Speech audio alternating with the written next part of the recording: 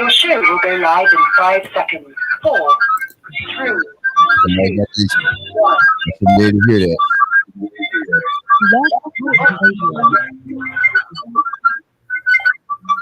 Hello, everyone, and welcome to CB and the BOYZ. We have a great show for you tonight, so please look forward to it. And we do have our guest, Ms. Donna McGilsick, D-Mac, very known in the entertainment industry. She will be on talking about what she's got going on, so everyone look forward to that. And of course, you got Mimi with her wonderful drink selections and Roger's Fitness, George's Fitness Tips, and of course, can't forget CB. Without me, there'd be no CB. So roll that beautiful beam footage, George, and let's start the show. Welcome to CB and the BOYZ.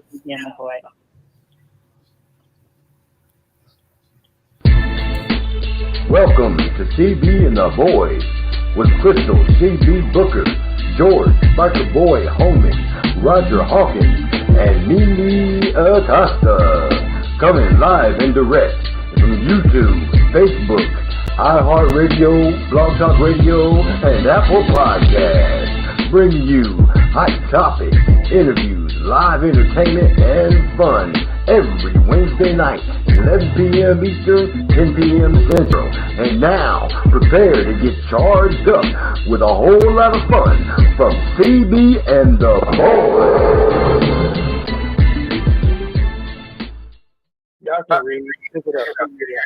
All right, and we are back. Welcome to CB and the BOYZ, everyone. Got my crew in the building.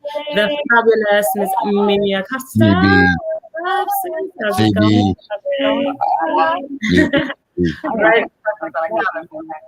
All right. And Mr. Roger Hawkins. What is up, Roger? What it does, what's going on? Hey, it's going. And what's up, Mr. George? Biker Boy Home Man. What is up, George? Oh, not much. Chilling. Wishing my hostess with the mostest review her PC. George left the building. George left the building. George. Check. Hey.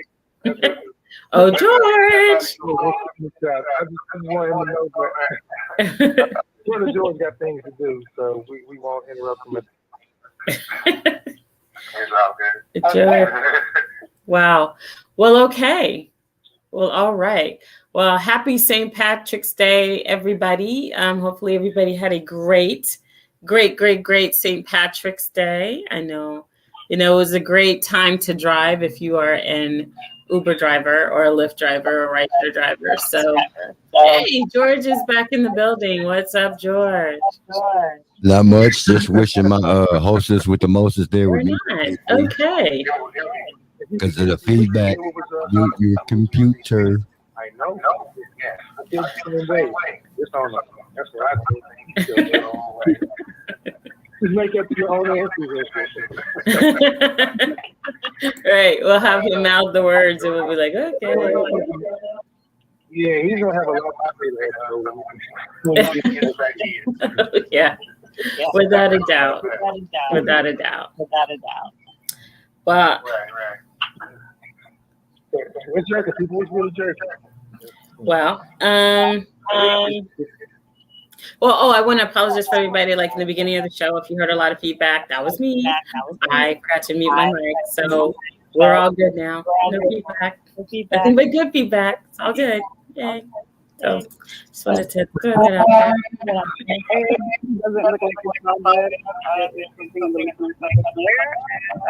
That would be CD. Mute your PC, baby.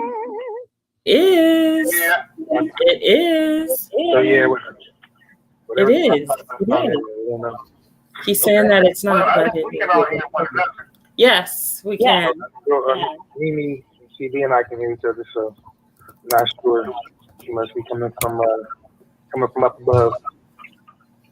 So yeah, we'll let it play out. Hopefully, everyone can hear us out there. Not sure they can because of what's going on with G, though. Yeah. So anyway, Look, we are about a week and a half out from hitting international waters. I hope we hate that Mimi's not making it. He's killing me, baby. He's messing up the 2 pairs. Now we losing our player. I know. Check it. Can you hear me? Yeah. There's a lot going on. Mic check. So I got to pause and make sure that the home front and the health is on point. No doubt. Yeah, I mean, you can't have a good time if you got that concern on your head. So take care of everything that you gotta. Yeah, but we'll be wrapping. And I know we were talking about it off the air a little bit.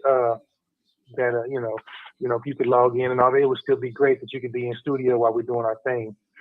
Really quickly. It looks like thank you. Some of our listeners out there kicking in saying that right now. I know George is working on it. Looks like something was handled, G. I'm getting some feedback from my girl, Jay. Well, feedback is on that. So Okay, I can hear everyone good. Okay. So it looks like we're good. We are. I know that, G. We know you're not, but it looks like, folks on our receiving end are good. Yeah. So we're getting that part of it. And now it's back. Okay, we're literally mic checking and radio check, like sound checking all over the place. Hey, thank y'all out there. Check. Sorry about that. I appreciate it. Let us know. Well, I mean, as everyone knows that, this is live, unscripted, and things happen. We know this. So like good times. That's what it is. Damn. So yeah, we'll figure that out. What happened was. I think we may have figured out the culprit. I wasn't even gonna start it on my hating today, but see, you making me do it. Damn, I got to go back to my '80s hating again. I'm really Can you hear me? Let's Check. talk about something else. Let's talk about what you're drinking over there, Roger. No, shoot, you know me. So look, for y'all, I went old school on y'all. Well, my old school anyway. When Raj feels it, I got to go back to the Jack and Cream. That's my thing. Every now and then, I'm pissed at A&W, by the way, for taking the caffeine out of the Jack and Cream soda. That's righteous right there. That was my go-to for a long time. Yeah, that was my go-to for a long time. So anyway, I got to take it right. When I started on the show, okay, we can hear you just fine, George. Okay, Jake said we can hear you, George. Oh, you can hear me? Everybody can hear me? No, I don't know. But we can't on this end. Yeah. He's not speaking. Hang on. Nope. Oh. Nope. Could you hear me? No. Revelation. No. Okay, hold on. Resolution.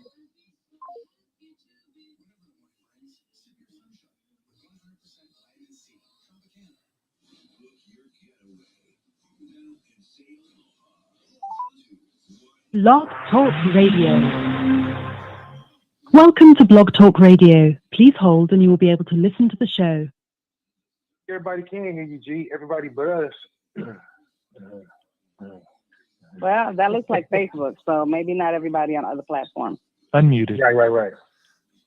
Okay. Can you hear me now? But it looks like. Yeah. Considering I was muted in Blog Talk, that was the problem. But Operator error. yeah,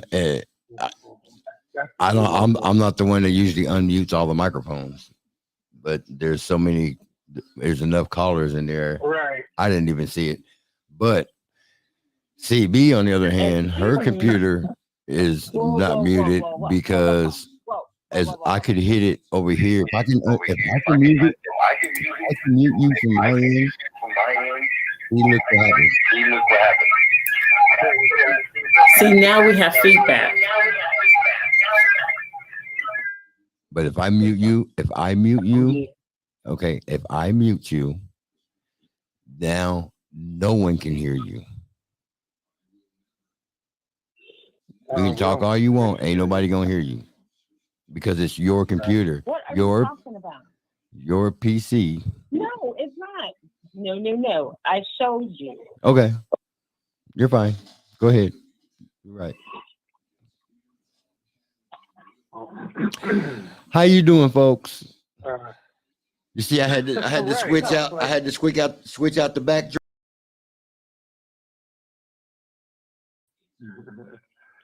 Oh, you sure? All right, I didn't see that. Yeah, she did it. Right. Now look, CB got jokes. I know how to fix that. Okay, I didn't see that. Wrong with the show. But yeah. You know, I had to do the backdrop. Right. So what happened was, family, is that we're gonna just move forward, and I'm gonna, because I'm not finished with this yet. This is a pretty big bottle of 3 kilos. It's one of you. Damn. So I'm the drinker. Anyway, I am having coconut rum and Coke on tonight for CB and the boys while we get our technical difficulties handled. And this is my big old right here with my big old red straw. And it's awesome. Mimi, it's almost like a birthday glass, but every damn week. So, I mean, like, you just going to have, like, 52 birthdays, huh? You so it's right. my birthday again. Right. Like, I have 9 of them a year. Right on. This is the CB and the boy shop. Well, shit. Let me go straight to the bottle. I don't want to look too bad. Hey, all right. Get your church fan out. All you got to have is a Martin Luther King church fan. You'll be straight. Hey, look, first of all, don't blame me. Don't do it. I was like, oh, shit, don't do it. I was hot just a little while ago, and I was like, where's my fan? Damn. All right. See, yeah. Now, it'll be jacked up as if I pulled that shit out. Then y'all be worried if I pulled one out. You know, when you pull that shit out, I'll be worried about the home front. I'll be like, okay, mama, what's going on? I'd be like, 2 snaps twisting the kids, bitches. Oh, you killing me, Smalls. I'm done. No, I'm not. So, don't do that. Like, we're going to get some invites. Like, hey. Hey, listen. Hey, okay, shit. A compliment's a compliment. I don't care where I get it. I ain't particular. Hey, I hear that. Yes, like we're having a good time. That's funny. That's wild to me. Hey, listen. My work week is over, so yeah, I think I'm going to. It's been trying a little bit, but yeah, my work week is over today, so it's on and shopping for me. On and jerking.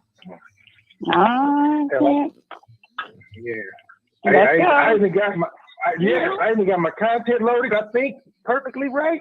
Shit, watch out for me tonight. I'm messing up doing things okay. Is that what happened to my?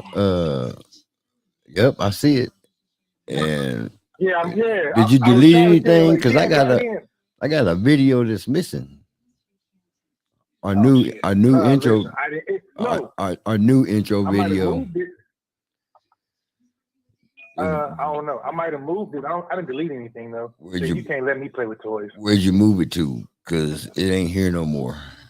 I had to play our old. Yes. I had to play our old one. Hey, look at me. I don't even know. I wasn't here, man. I don't know. I'm gonna take all y'all permissions away. Y'all can't touch nothing. That's all right. I'll do a fucking puppet show up here with hand puppets and do my shit. I don't care. I'll be up in this. Look, I'm over here with the little nail polish. Like I'm like, okay, let me just put my little clear on. I ain't touching shit. Right. Just go get cool with it. Listen, I admitted it. Damn, what y'all want from me, blood? I owned up to it. It's okay. We get it back. Yeah, it did. So But yeah, it's all take it. good. No. But look, I got, before we get into that, if y'all don't mind, something I didn't get to last week that I wanted to get to, because believe it or not, it's still going on. The whole situation with Ryan Coogler and just the whole black men in general, the whole going into the bank, it's happened to several different people. Obviously, most recently you have a gentleman who directed Black Panther, who's pretty well known to some, gets arrested for, withdrawing money from. Now, what he did, the way I have some issues with it.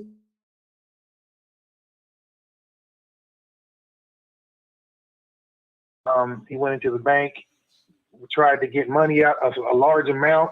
He basically gave them a note saying, "Hey, give me this much money. I don't know, 12 grand, some shit like that." Had a mask on and was like, "Don't show anybody, or don't do it away from the front," which I understand.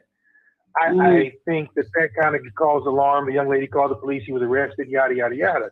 Now, in my opinion, of course, I know. It happens all the time. I honestly think he was trying to prove a point. I really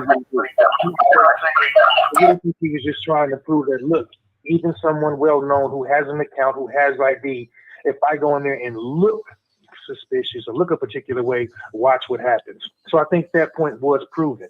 I don't think he was going to go out there and broadcast. That was the intention. But if we were going to call that an experiment, it was highly successful in showing exactly what we knew it would. Now, if we want to talk from a safety standpoint or just anything like that, I wouldn't have been the one to do that.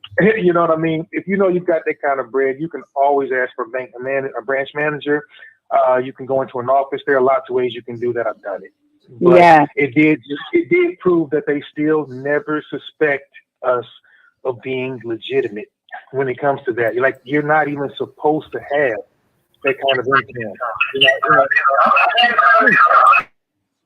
Which is crazy. I've gone into a bank with my sisters and we were going to open an account, a joint account for our siblings, and we had a decent amount of money. And I know for a fact that they sent the other guy there to work out there to talk with me. And in doing so, they did the profiling, the whole thing. They told me, let's say 10% would be available almost immediately, and then they would hold it because it was a large check for the rest of the time. Well, none of that happened. 5 days went by, no money, and then we got to about 7 or 10. I had to call up there and be a little stern. And once I told them, now I'm just going to take all my money out and I'm going to basically just smear you. And they do all the damage control, but it's far too late then. To me, that's like saying something crazy on air and then apologizing later. You knew exactly what you were doing. So it happens all the time. And it was the same bank. It was the exact same bank, to be honest with you, which I think is funny because I think they're a joke, but Anyway, I was just, yeah. So all that to say, sad, but it happens. The expectation is that we don't have that type of earning potential or that income unless, of course, you rap or, you have a jersey number or some crap like that. So, I think he proved his point. He proved his point well. Wow. That's in your town, Mimi, in Atlanta. Popped off in A-Town, which there's a lot of upwardly mobile brothers in Atlanta. So I was a little bit surprised, unless that bank has been robbed a whole lot, which I don't know. Yeah, it's either that happened a whole lot or, I don't know, or there's just some real racist people working up in there, one or the other. Something's going on. Well, I believe the individual that called was, don't quote me, I think it was a sister though, but I'm not sure. It doesn't matter. It really doesn't matter. You can't look at someone. And again, yes, when people come in with masks and hand notes over and go, shh, yes, you get suspicious and things like that. Right. But if the gentleman had ID, stop, cease, desist right there. You've got ID and an account number.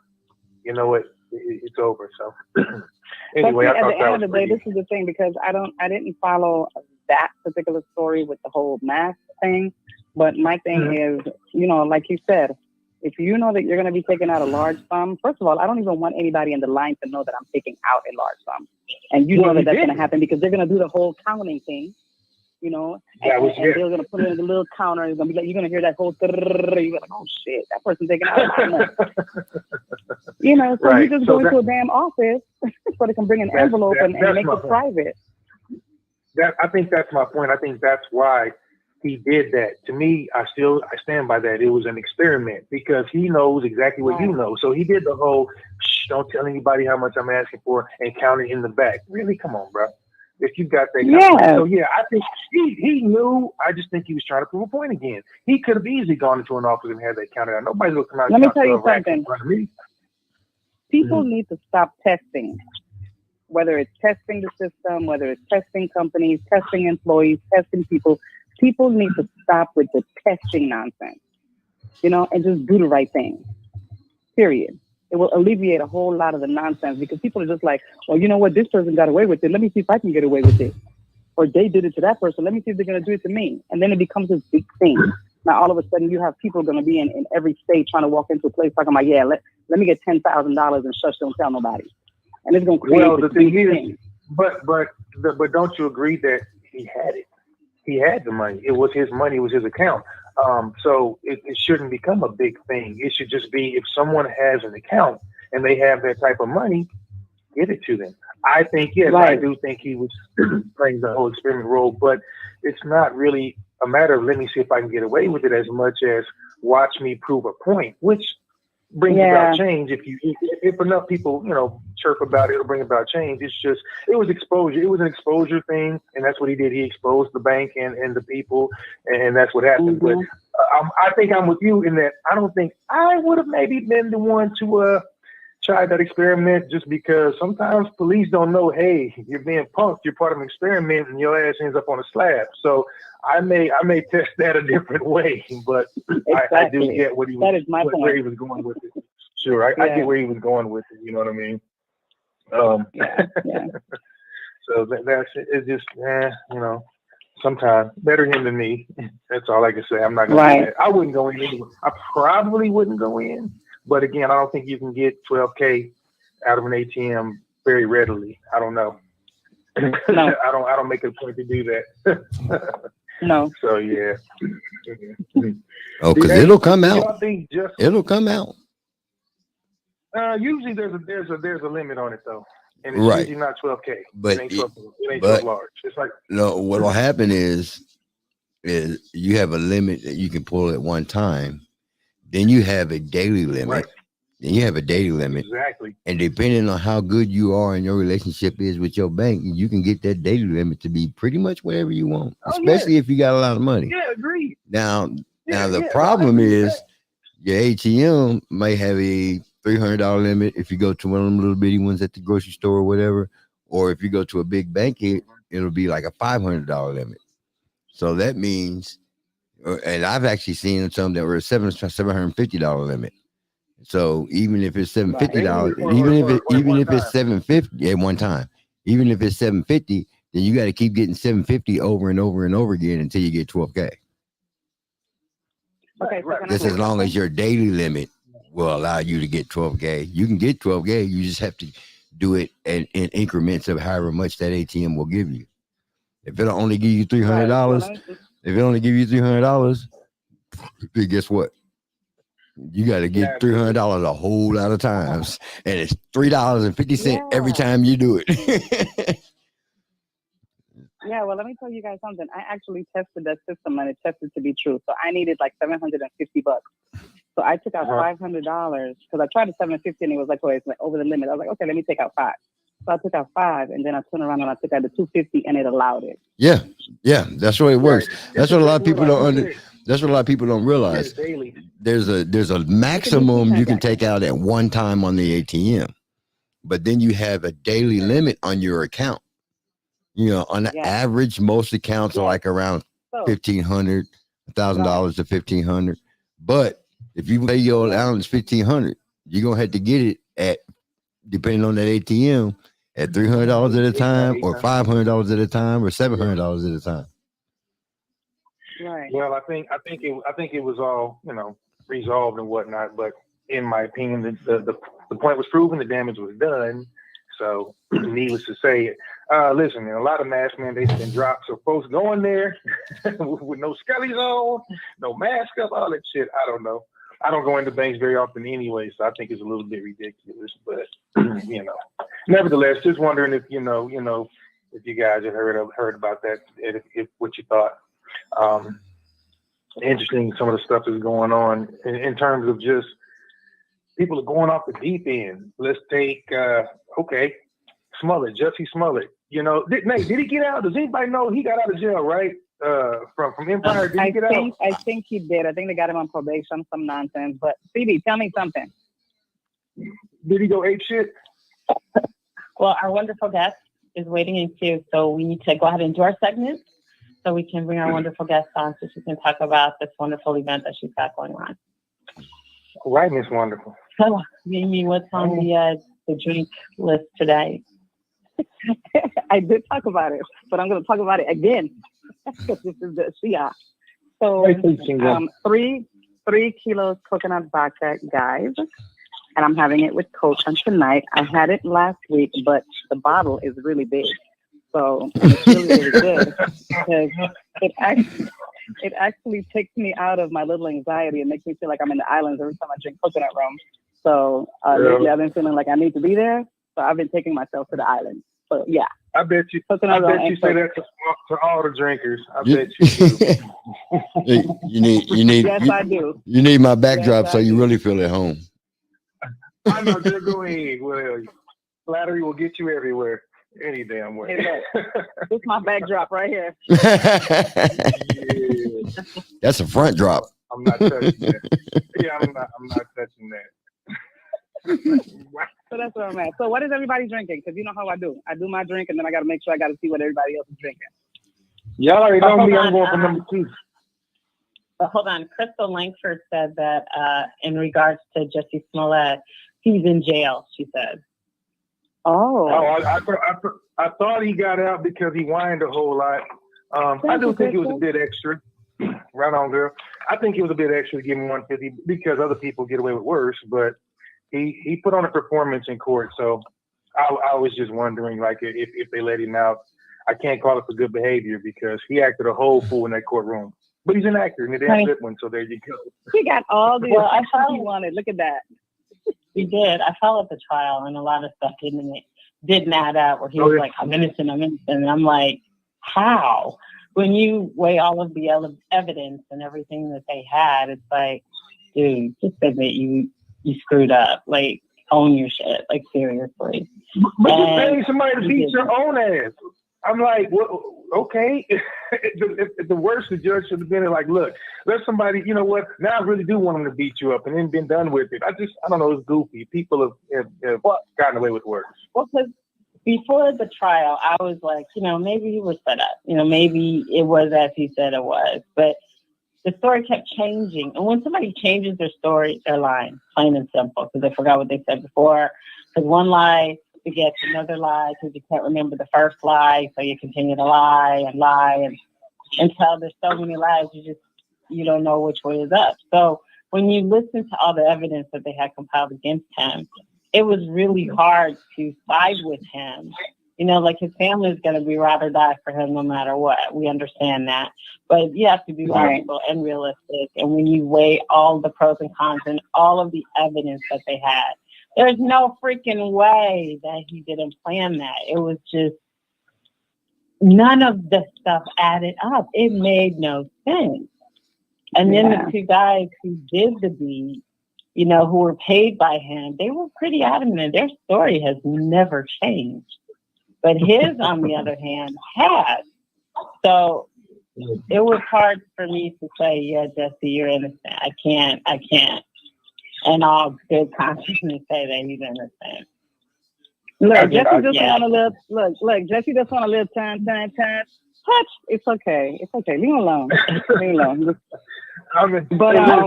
so he got 30 months. He got 30 months. Yeah, he got 30 months felony probation, including 150 days in jail. Yeah. I just think that's a whole lot of extra, considering there have been other people who have done far worse and gotten a slap on the wrist. Now we understand it's not fair. It's, it's guilty until proven innocent in certain people's cases. But I just think, damn, I do think it's funny. I do think it's funny, but I just think like the sentencing didn't necessarily fit the crime when you see hate crimes all over the place directed towards a particular demographic. So let me ask you guys a question. A question. Do you think that is something that was kind of like, okay, guys, let's do this for some attention, and it just got out of hand? Yeah, I think he was attention seeking. I really do. So, yeah, I think so. Yeah. Absolutely, definitely. You're on a TV show. It to go the way it went. It backfired on him for the most part. Yeah. Nothing was according to his claim. He's guilty of being stupid as hell and guilty of being attention seeking, but that's pretty much it. He's not a danger. Yeah. Like, so you weren't the biggest star on the show. That wasn't enough for you. I don't know. I think he's guilty of being a complete idiot, but that's about it. So I didn't understand it because he was doing really great. The dude has an excellent freaking voice. Like, look, he had girls and boys. Okay, he had everybody because he had my ass, and I'm as straight as a bumblebee. So, I'm just saying,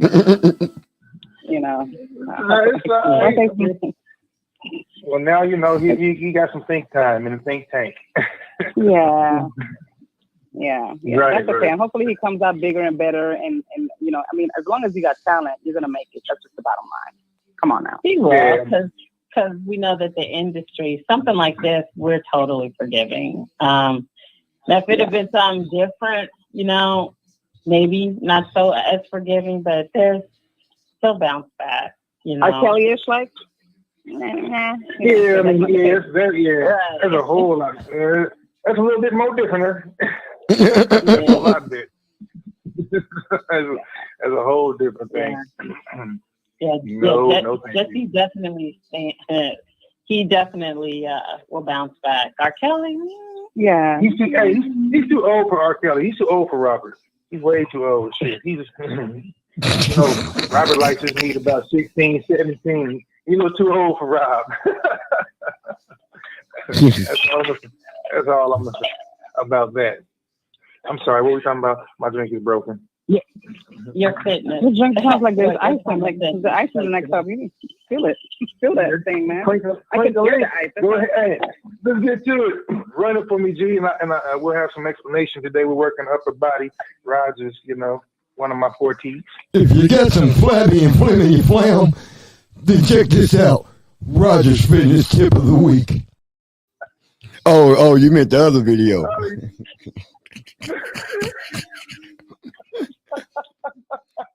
Hold on. Let me get that for you.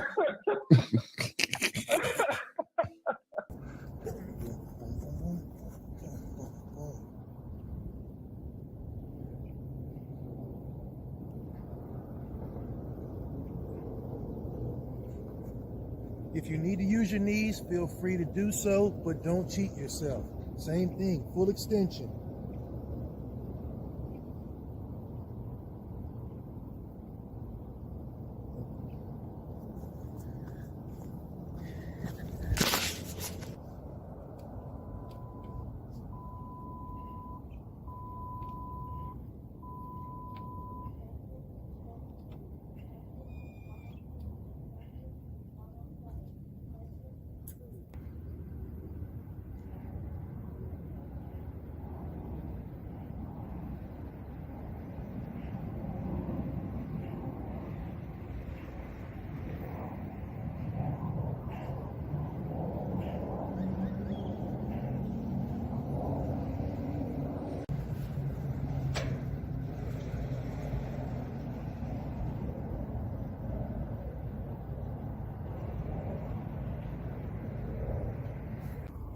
Regular push-up, hand clap.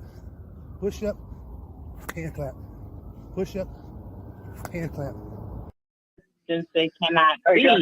Hello. Okay, check it out. So listen, while these kids keep going with that. So all that to explain was that the whole thing to that is we're working upper body, upper pectoral, lower pectoral, and tricep. That's pretty much what any kind of a push-up or dip is. A lot of people don't like them, but you can modify them, which is where you saw in the beginning. You saw me using my knees and things like that. There's always a way to get something out of it and still get results. So the thing about that is it's a necessary evil. You really have to. I don't care. Listen, for my ladies out there that talk about, but these girls are too heavy. They perk your boobs up. Yes. Push-ups can still help uplift the titties. So you need to do them. Seated dips, close grip. There are a lot of different variations. Like I said, if you want to see a different variation, if you want to ask about a particular area of your pec, your pectoral area, as well as tricep, give me a shout, because that's what that was all about. And like I said at the end, just being a little ambitious, do a hand clapper, stuff like that. Lots of ways to kind of mix it up and help out. So anything else on your mind, hit me up about it. We'll talk about it. We'll add to that in the coming weeks. And once you get done, enjoy. Everybody needs a reward, man. Mine was that. All right. I cried when I got home. When I got done, I cried. He got home and cried. He took a big drink and went straight to bed. I did more than you guys saw too. So yeah, I did cry when I got home. It was windy, so yeah, I did. But it's okay. It's all for the cause. It works. Like I said, I'm trying to get back up to a B cup. Keep it moving. Wow. And man, What happened was. Right. I'll wear bras no more. you saying B cup, and then all of a sudden you was doing that little hey a little earlier. Please watch it. Okay. I don't need to. See, y'all better Google me. My reputation speaks for itself, child. That part. Hey, George, what's the business tip of the week?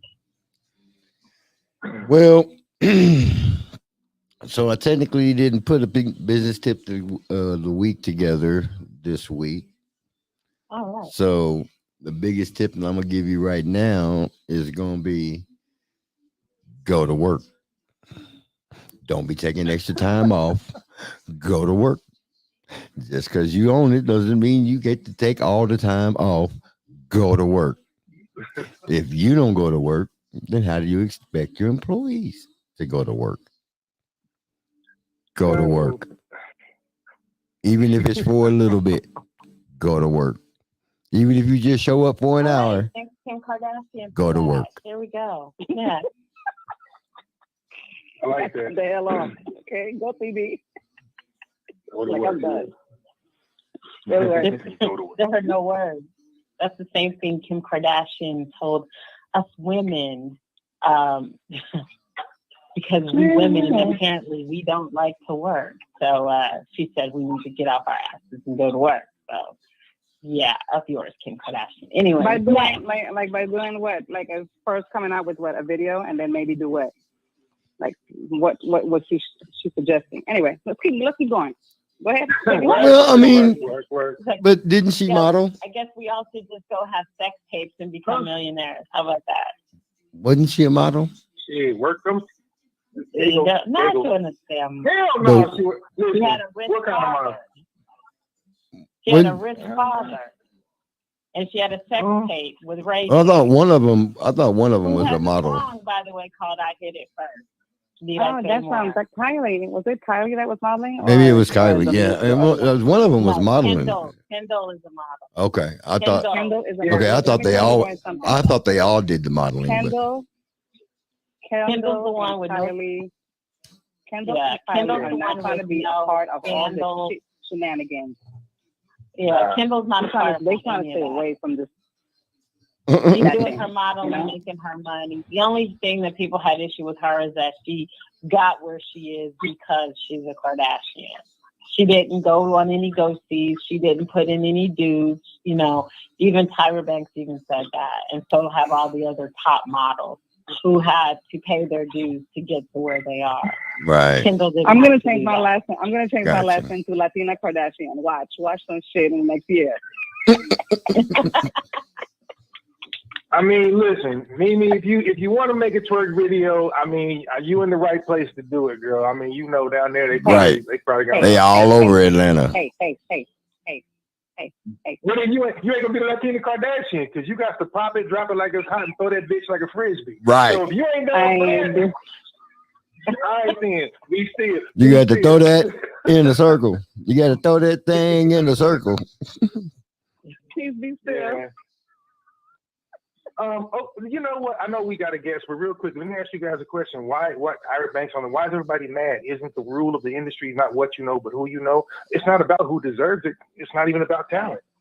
Sorry, it's not. It's about being lucky and having the right connection. It may be that now, but in the beginning, always. you have to work. It's always been that way. Go do your ghosties and do what you need to do. First of all, guys, in the beginning, you had to go to 106 and Park, and you had to do your dance. You had to sit there, and you had to sing or freaking rap. And if you couldn't sing or you couldn't rap, you did not get on that. Okay, come on now. You guys know that. Okay, that was in the beginning. We were at home watching that shit. Facts. It's damn funny. I like that. I like that. I used to sit there every weekend just to see who the hell is going to be on or off. Okay, like if you did not, they shut the whole mic off. If you did not have it, if you didn't have that, you weren't doing shit. Well, you want to be honest about it? It was the Apollo. If you didn't get booed off at the Apollo, you might have had a shot. Right. So right there, parallel. Yeah. He started on the Apollo, actually. Hey, and you know what the godfather of all that? You know what the godfather of all that is? The Gong Show. Yep, that's true. They're looking like, what? Yeah, the Gong Show. So anyway. I remember the Gong Show, but I never saw anybody like get famous off of being on there. Well, we'll have to do our research. I'm sure there was. Mm-hmm. They wouldn't have been around for so long. Besides the host Chuck Berry, I mean, other than that, Chuck Barris, not Berry. I'm about to say, beg your pardon? Barris, not Berry, okay? Okay? Cheryl Lynn. Singer Cheryl Lynn. Mm-hmm. She was on the Gong Show? Yep. Well, there you go. I stand corrected. One famous person off the game show. Okay. That's great. one. That's one. Out the gate. That's the first one that popped up. Right, there you go. Well, get ready to pay the bills, George. We will be right back after word from our sponsors. Get it, Ron. Hey everybody, it's me, CB. Join us every Wednesday for your Midweek Motivator, offering you conversation, motivation, music, laughter, and a whole lot of fun. So tune in. Let's talk. Join us as we shake things up and talk things out. CB and the boys. Join us for your Midweek Motivation. See ya.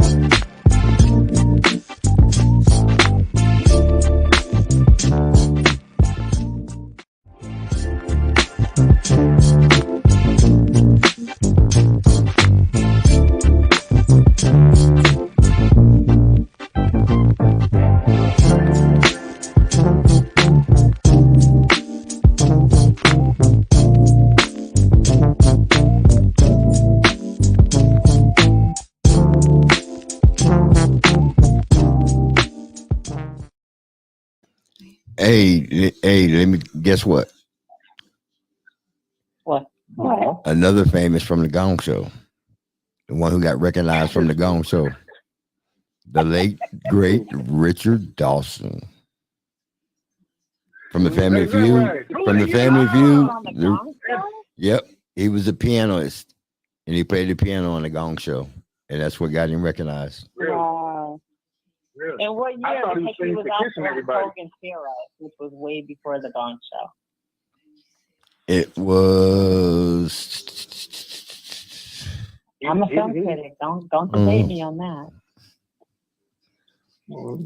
Out of all the people on here, Richard doesn't Dawson. have his He was 76, also on Hogan's Heroes. 1976.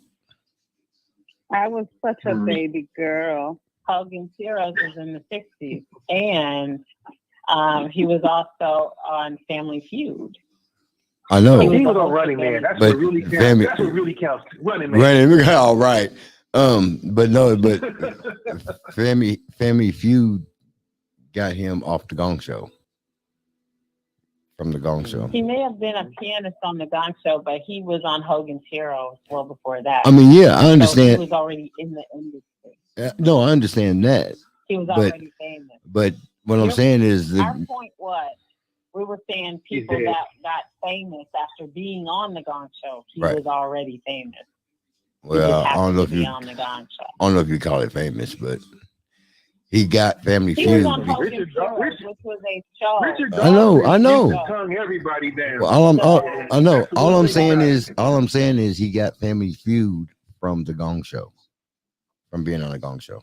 He was already on the Gong Show. Yeah, but he was already famous. That was my whole point. Anyway, moving on. All right, so today we have the fabulous Miss Donna McKissick as our guest.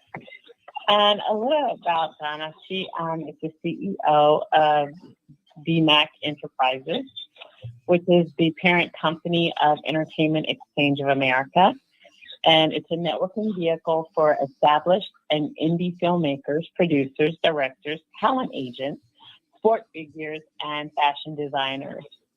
With BMAC's corporate structure in conjunction with the Exchange of America, they strategize and utilize progressive business models to successfully maximize the profit potential for independents and creatives through a streamlined business approach as they present to potential industry investors.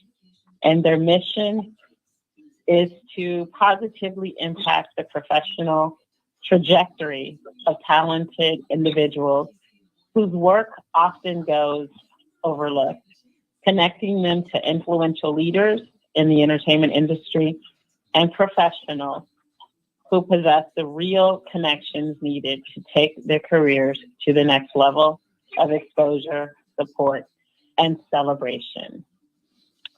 So without further ado, I give you Ms. Donna McKissick, BMAC herself. Welcome, Donna. Thank you, CB. Hello, Mimi and Roger and George. How are you? Hello. Hello. I mean, that was a mouthful. Basically, my company tries to bring a lot of people together to try to help each other and network to take their careers to the next level. So we're having an event in May on the 13th and 14th, and we'll be bringing a lot of the independent musical artists, filmmakers, fashion designers, sports figures, and even independent business owners who are in need of some support, like an infusion of cash to help their business get to the next level. Or maybe they have a product that they need to have help getting manufactured, patented, and distributed. So we're bringing them to the table and having them sit across from people with the resources that need to help them, like investors and venture capitalists, philanthropists, some of the A&R reps, and some studio execs and others who have the resources, they have the know-how, they have the ability to really grab hold of that independent creative and help them, just, take them through. And in this event, we're going to also have some workshops where we're going to bring some people from the industry to have a panel discussion. And maybe they'll share their stories about some of the pitfalls that they experienced in the industry and give them some industry hacks on how they can avoid, falling into those pitfalls and teach them how to navigate the business And the first thing they need to understand is that no matter what your gift is, you have to approach it as a business, or you're not going to succeed. Right. So we're just trying to help them learn some skills. Where will this be held? That's awesome. This will be held in Atlanta, Georgia. All right. Well, there's plenty of industry leaders there. Yep. I'm sorry, say again? What are the dates on that? May 13th and 14th. And Phoebe and the boys will be in the building. Mimi is in Atlanta, so she's going to represent. It's going to be a great event. We're definitely looking forward to that. Well, we look forward to having you, Mimi.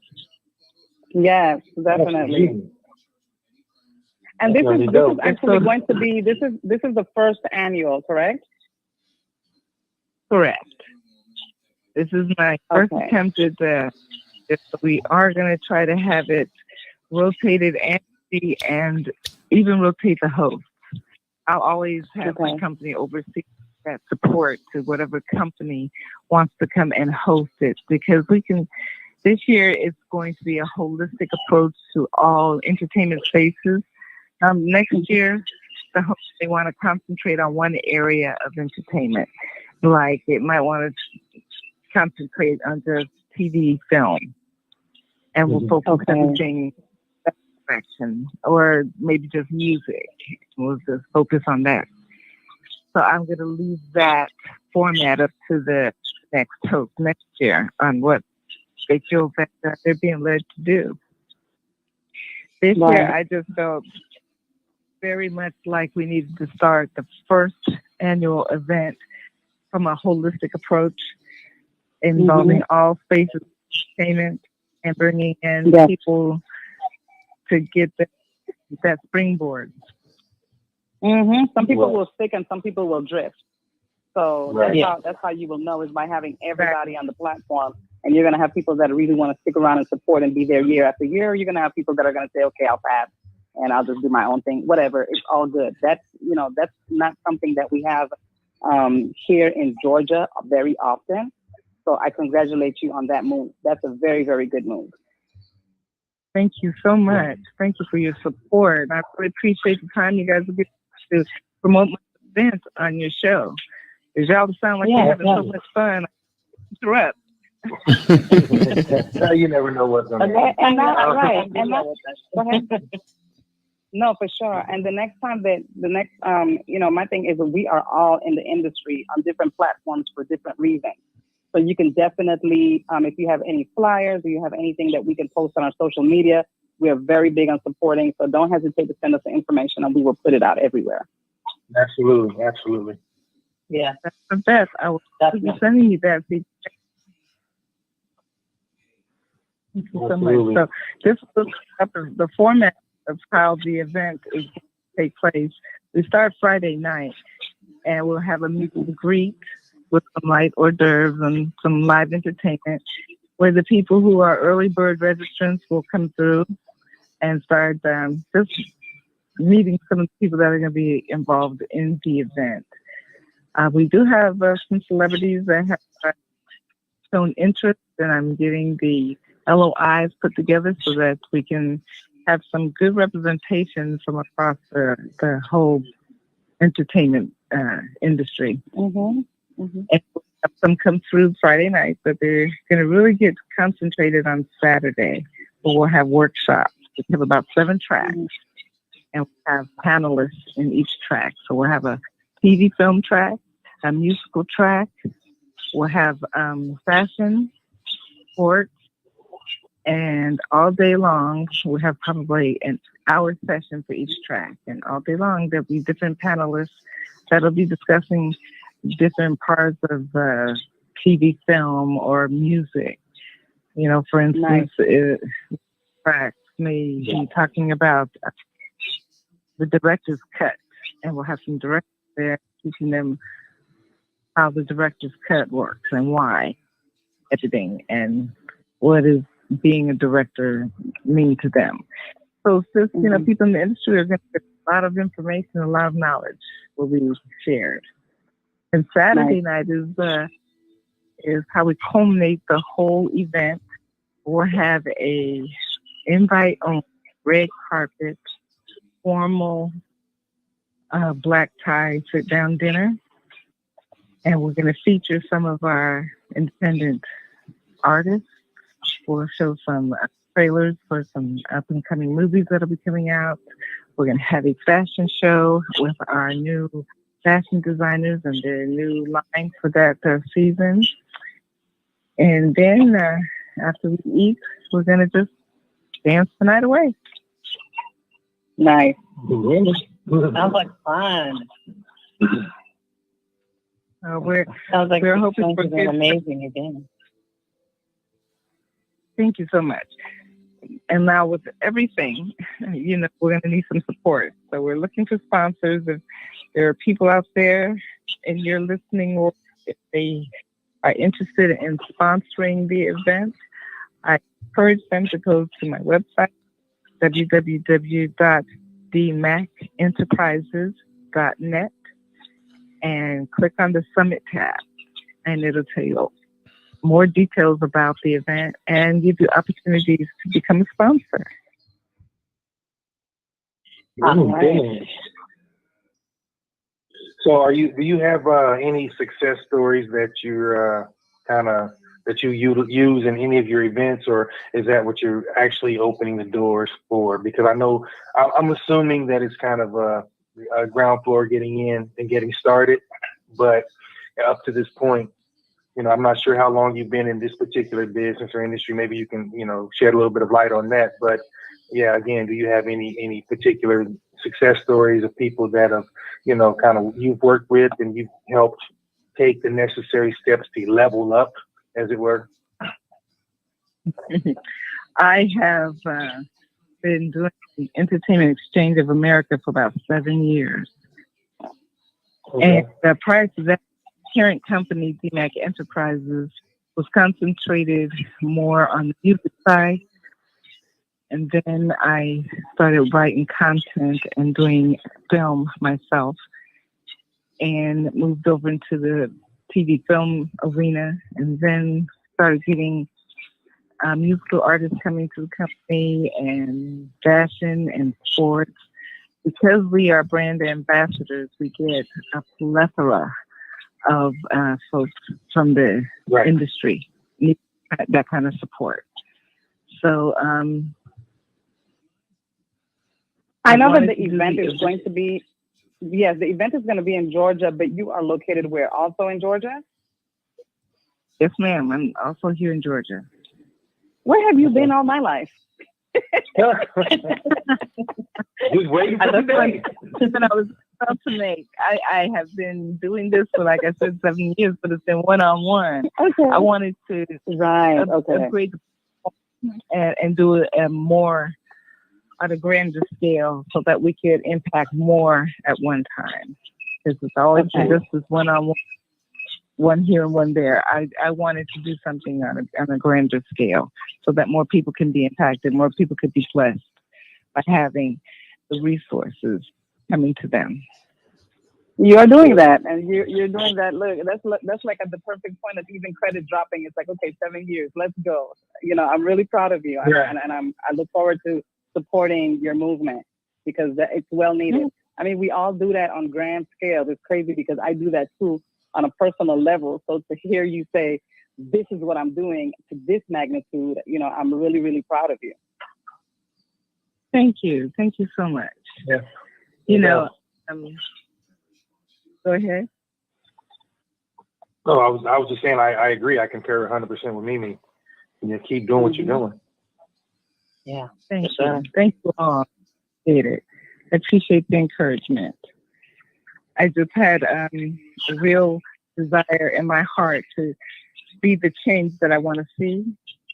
And we all know that the airwaves carry a lot of good, but then it can carry a lot of corrupt things as well. Yeah. I wanted to be able to put content out there, be it music or TV, film, or even in the fashion industry. I wanted to put content out there that is positive, more uplifting, inspirational, and even faith-based to a certain degree. I want that type of content out there so people get their voices. Right now, I don't feel like there's many. So we just wanted to take the airwaves back. No, for sure. The industry is very tainted, and especially with this 2-year hiatus almost, with the whole COVID thing, a lot of artists have kind of like, drawn back. And like I keep saying, like even like in the magazines that I write for and everything that I do, I always tell artists, reinvent yourself, do not stop, move forward. This is the time to take to, do your music, get your photo shoots, et cetera, et cetera, et cetera. So for you to have this platform for them to come to and express themselves, it's awesome. And here in Georgia, we know, it's a mecca for the industry. So I look forward to being a part of that. I look forward to meeting you in person. Yes. CB and the boys will represent. Thank you so much. Yes. That's dope. Thank you so much. If you need any more information, really exciting. Right. Yeah, I mean, I would love to make it. I don't know what's in the cards, but yeah, I would love to make it just to be around and definitely, network and speak with people. I love meeting people in person that especially get to come on and share their story and things like that. So who knows, I'm full of surprises. I might pop up. It would be great if I could. That would be great. Who's that talking, George or Roger? That's Roger. It's Roger. Roger's the king of popping up. That he is. That he is. But really quickly before we go, I had a question. One of our listeners had a question. I just wanted to ask her really quickly. I know we're running short on that time, but one of our listeners wanted to know what are some of the common pitfalls that, let's say, novices fall into. And I know Mimi, myself, we've all kind of been around the game long enough, but especially with someone like you who is, basically packaging a bunch of different disciplines within this particular occupation, we'll call it. What are some of the common pitfalls that novices may fall into trying to get into the industry, be it front, back door, however, and what is some of the advice that you could give to maybe avoid some of that? Well, number one, I think I may have touched on this a little bit earlier. You have to view your gift as a business. You have got to treat it like a business, and you have to brand yourself. And you have to be sure that you have the focus on the fact that if you don't have a business, and I'm talking from business plan all the way up to your exit plan, if you don't view it and approach it that way, you're not going to succeed. That's number one. Number two is you got to have skin in the game. People want to come to you and expect you to help them and get them to the next level, but they don't want to put any skin in the game. You got to come with your budget. And if you're going to have a business, you're going to also have to put together your budget for a business, right? Nobody is going to open a new business as an entrepreneur. It's not trying to make any money, right? So you got to make sure that it can be a moneymaker. So you have to have a budget. You have to go and have your goals set. And they just come because they've been very blessed, because God has gifted them with this talent, and they think that the doors are just going to burst wide open. But that is not the case. You have to take that gift and package it just like it's a business. And that's what I end up having to do a lot of times with my clients, just teaching that process. Right. Okay. And that thank you. I appreciate that. I think we all definitely understand that, but it just helps hearing it from someone who's like, listen, as a person who's gone steps A, B, C, and on, it's just good to know that in order to succeed, it doesn't matter what your platform, what your occupation. Like you said, you really have to view yourself, your brand, your entity as just that. If it's just, oh, I'm going out there and doing it, whether it be for fun or because I'm curious, you're really not. You're not playing to win. You're kind of playing not to lose, and that it eventually catches up with you. So I like that. You know, you got to build your brand and look at it as a business. So that's job one, and budget. So budget. Thank you for that. We appreciate it. Exactly. Budget. Know your word. Budget. Falling on the budget. Well, thank you so much. Yeah. Appreciate it. Thank you so much, Donna, for joining us. We really appreciated having you on, and thank you for sharing about your event. And we are very honored to, be a part of that. So thank you so much for that. Okay, thank you so much, CB. I appreciate you all. Again, so your listeners to go to dmacenterprises.net and they can get more details. All right. Thank you so much. We'll pass it on, and we'll also post this on our social medias as well. What's this? Spell that. What's the spelling of this website? DMACK Enterprises.net. Cool. Thank you. They can purchase the tickets on that site. They can purchase a sponsorship package on that site. They can do everything right there. Beautiful. Boom. Boom. We're on it. We're on it. And I know Mimi will be there. We'll be there, but hope to see you in the future for sure. Absolutely.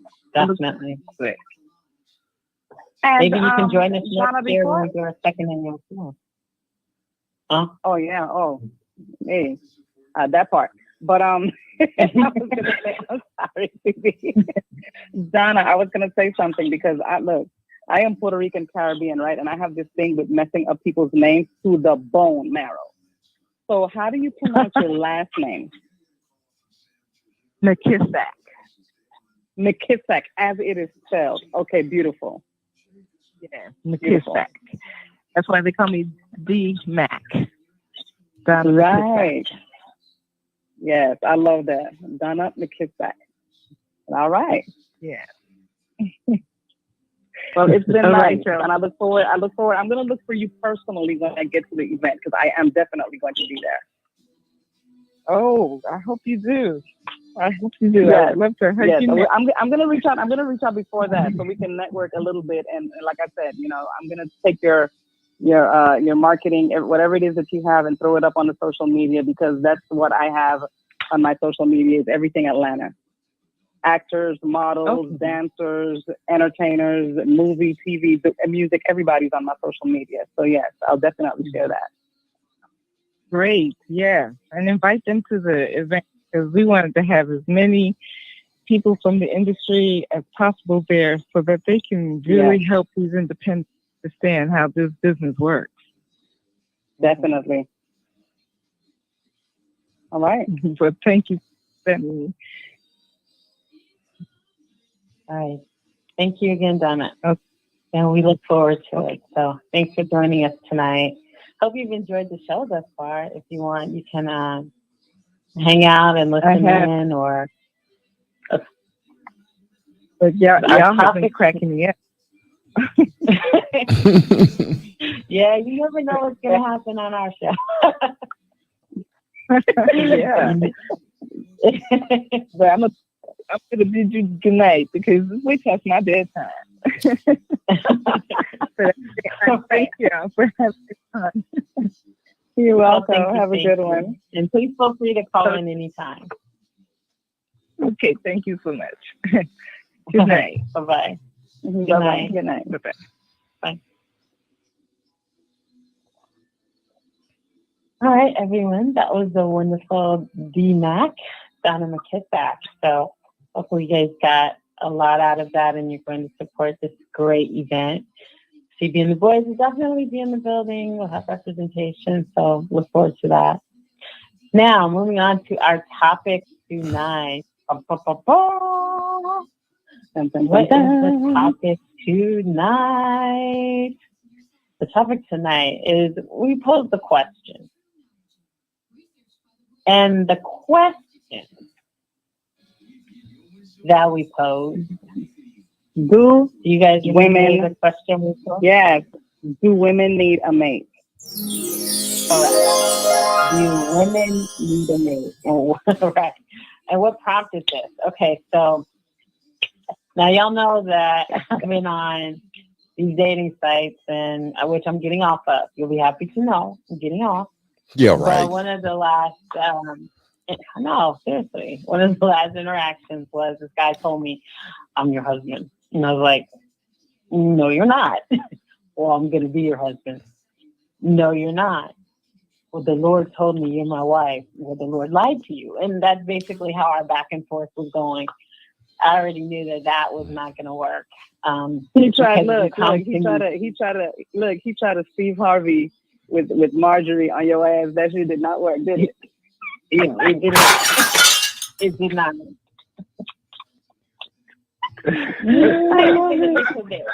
It did not. He said, no. No, it wasn't happening. Yandy much? It was crazy. No. So are you saying he tanked? Are you saying he tanked big time? I said, so are you saying he tanked big time? He totally tanked. Oh. My thing is this: when a woman tells you, and not just a woman, but when anyone tells you no sometimes really does mean that. No. Sometimes? Like, no, I don't want your number. No, I'm not going to give you mine. No, I don't want to meet you anywhere. No, I don't want any of your time. No. And if in doubt, play Scrubs, because those are the lyrics from the wonderful song Scrubs by the great legendary TLC. I don't want that. And it just boggles people's minds when they talk to me because they cannot understand or fathom that I'm a woman who really literally has no desire for marriage. Marriage is not in my horizon. It is not on the table. Marriage is out. I don't want to be anybody's wife. I don't want to be anybody's side chick either. So question, with that being said, as far as the whole dating thing is concerned, now, do you think that you need to be going back and forth with some of these guys where if you say no, it's no, if you decide, if he says, look, I want to marry you, do you not think that that's just I'm not going to give him the attention, let me just block this idiot and keep it moving.com? That's how it should be. That's how it should be. Yeah. I got a question though. I only go back and forth with them because it's fun. But I got a question because I'm a little confused. So you just stated you don't want marriage, you don't want none of that, you don't want to be a side chick either. Well, that might be on her profile. Is it on your profile? I don't want to be married, but I don't want to be a side chick. I just want to be another. No, I just need you to make. I just need clarification. I just need clarification because I'm a little confused. So, if you get with somebody and you're committed and you have a committed relationship, what's the difference between that committed relationship and a marriage other than the documentation? Because the responsibility is the same. Am I correct? The same thing you're looking for in a relationship, you be looking for in a marriage. That's true. You see what I'm saying? It's the same thing. So you're saying, because if not, then you're saying if you're not married, it's okay to have a relationship and then have other women too. Yeah. Okay. Oh, so you're a swinger. So you're a swinger. Check this out. This would be well, no, it's not so much a swinger. I think what you ought to do is create a website where single people come on that don't want to be in committed relationships. You just want to hook up, do your do, and keep it moving.com. It's called Plenty of Fish. Yeah. Yeah. They actually have. I don't have a profile. They, No, I don't have a profile. if you watch TV about 3-4 in the morning, you will see that. Just dial 1-800 hookup. You know, they got it. 188 hookup. That's on TV by 4 o'clock in the morning. But in all fairness, CB is definitely, like I said, she's made her stance on this known a long time ago. I think we all are curious, and we like to know kind of what lane you walk in, because you say you don't want to be married because and for whatever reason, but then you also say, you know, I just want to be in this. Now, if you just want to have fun, if you want to kick it and then be done, then like I said, there are plenty of relationships that matter of fact, Tinder, my understanding, is one of the number one sites to do just that.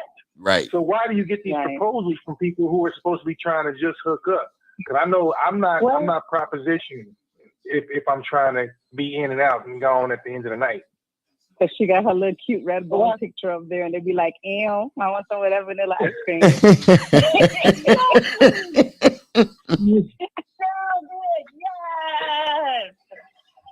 I even tried to put one where I look like this. They still try to holler.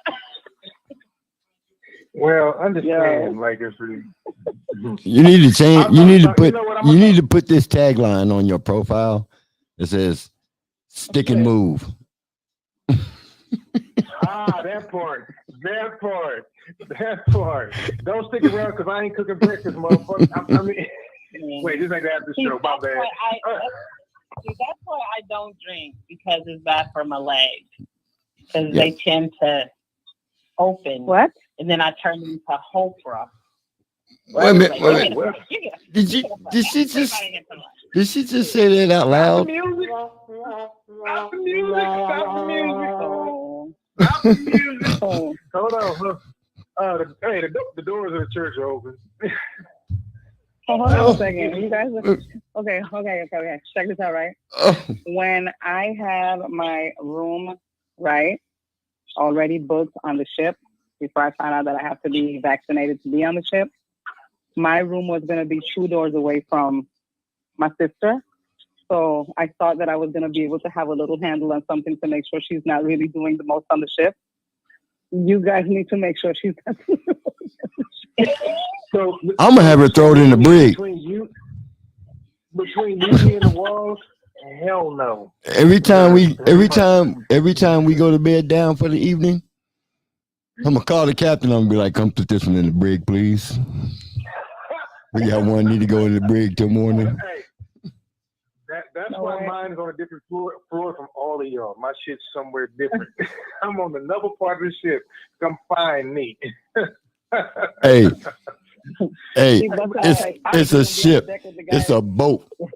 You're not gonna get that far away. Oh, trust me, it's far enough. You know, y'all lazy. Y'all ain't running. Oh, I ain't running. All I gotta do is stand in one spot and wait for you to come by. Okay.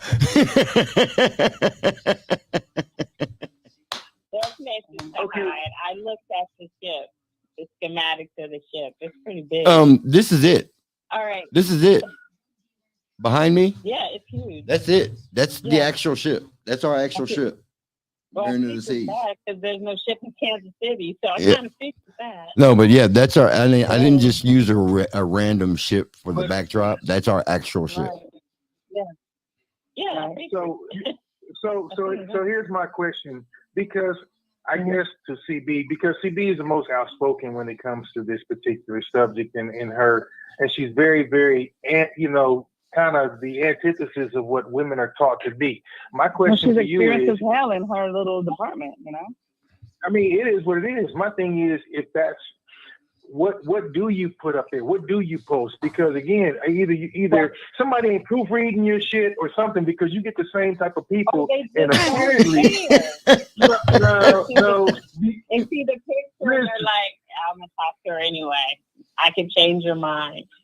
The Lord told Fair, me hey, she's fair. gonna be mine. Nah, If somebody nah, player. says, yeah. Alright, so Oh Lord. this is what my profile reads. I am a successful, independent woman with a busy, fabulous life. If you can't handle that, then you can't handle me. I'm a woman who knows what she wants and doesn't waste time on anything or anybody I don't want, especially people in which I have no interest. So that being said, let's be clear.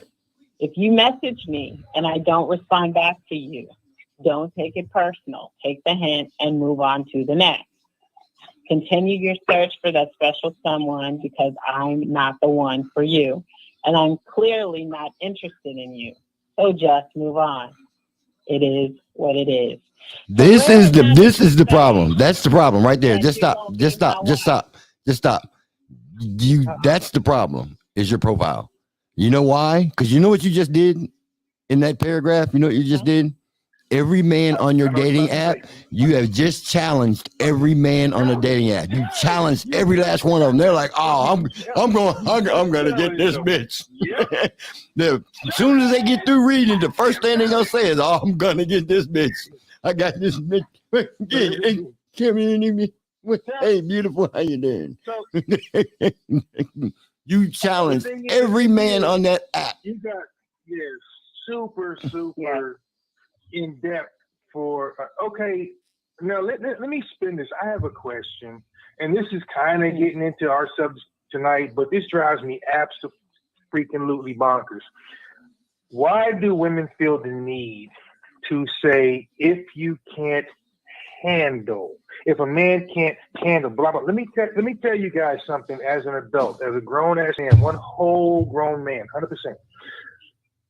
Animals in the zoo are to be handled. I don't have to handle a woman, straight up, because quite frankly, from a physical dynamic and intellectual, that's not going to go well. So don't ask me to handle you unless we talking about this is kinky sex night and I'm going to put a form in the back of your neck. That's different. But if you're talking about handling someone, men can't handle a strong woman. Men can't handle this. Don't say that. That's a crock of shit. Because you shouldn't have to be. You shouldn't have to be handled. The thing is, if there's, but what does handle you mean though? See. Warning: the following video contains explicit language which may be offensive to some viewers or inappropriate for children. The content within this video is intended for mature audiences only. Tell me what handle means. For me, handle means it's a nice way of saying, I could just come out and say, if you're a bitch ass, don't even click the button, just keep going. Because no bitch ass. That even makes the bitch. That even makes applications for a bitch ass. That even makes a bitch ass want to test you. But that's not answering my question. My question is, how does a so-called man handle you? All these strong women, all these independent women, all that means is free. Everybody's got freedom, so we're all fucking independent. What does handle mean? Tell me what handling you means. Tell me what meaning. What does handling you mean? What does handling a woman mean? I need to understand, because my definition of handle and someone else's may be different. So what do you mean by handle? You can't handle this. You can't handle that. Okay. My definition of handle is someone that can take, because there is a big, pandemic of CT going around, which is can't take. That's what Yandy said on Love and Hip Hop, and I totally understand. A lot of people can't take what others are doing. Some men can't take a strong woman. They want someone that's going to be submissive to them, bow down to them. Now, I have no problem in catering to my man when I had one. I had no problem, making him feel good, hyping him up, raising him up. You know what I'm saying? Just giving him that positivity and moral support. I have no problem with that. What I have a problem with is a man that's not, when I don't call him back. You think I'm cheating.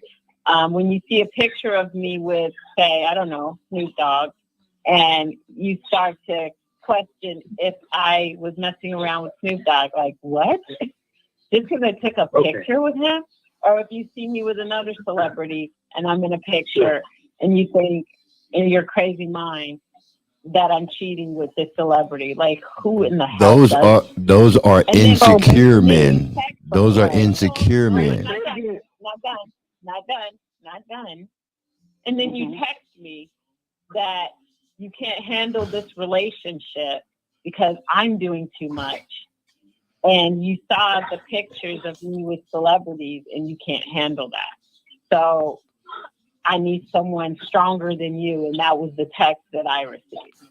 So that's that's insecurity. That's insecurity. Yeah, George and Mimi and George just said it. You're right. That's insecurity, sweetheart. And the thing is, insecurity, all that good old stuff.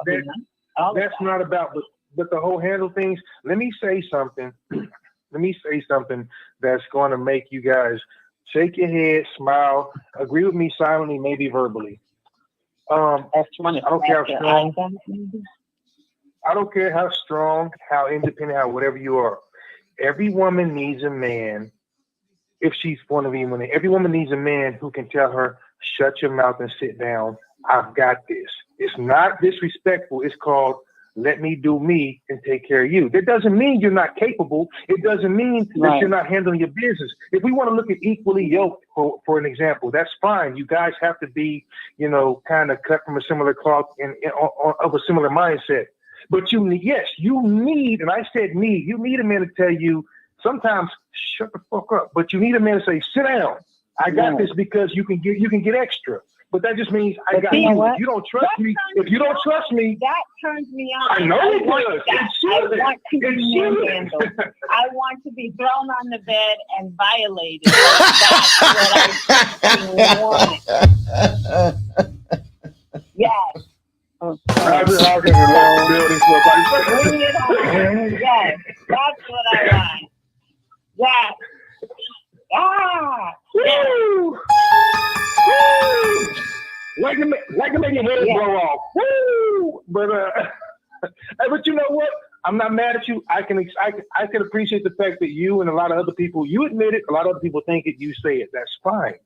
But the point that we're getting at is it's not about, like you said, that's not equally yoked.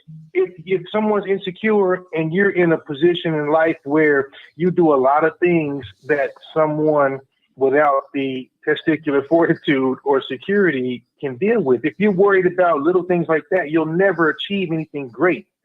So, but this is why I like to get into that with the whole term, "Oh, a man can't handle this, man can't handle that." I get where it's coming from. I just don't like the way that it's thrown out all the time. Just because a woman wants to be, don't get it twisted. Just because you're opinionated doesn't mean a man can handle you. It means he doesn't want to hear all that bullshit you got to say coming out of your face because you think feeling equals fact. Feeling does not equal fact. Stop doing that. Yeah. But like you guys were saying, I need someone who can, if I trust and have the confidence in him to take care of whatever the situation may be, and everybody has responsibilities to the other. I'm fine with that. I just don't like the term handle because, much like my girl just said, when you want to be handled, you want to be handled. That's a separate time. When it's time to get handled, that means turn the cameras off because shit about to get medieval. Yeah, it's about to get medieval. But we're not talking about, I shouldn't have to have you. Yeah, but I'm not going to have to have you on a rope and chain and guide your every movement. You're an adult, I'm an adult. Like I said, we come together, we make a team. Some people fantasize about that stuff. Some people enjoy True. But you know what? The fact of the matter is, you're welcome. You know the fact of the matter is, especially when it comes to a real man for real, it's not that they pretty much would choose rather to have a strong woman. And when I say that, I mean it's like me. Like I've always been like, and like I am with my wife,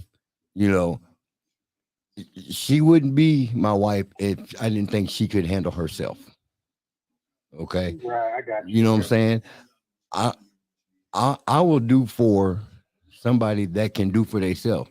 So I know you can go do it, but I want to do it for you because I feel like you deserve that.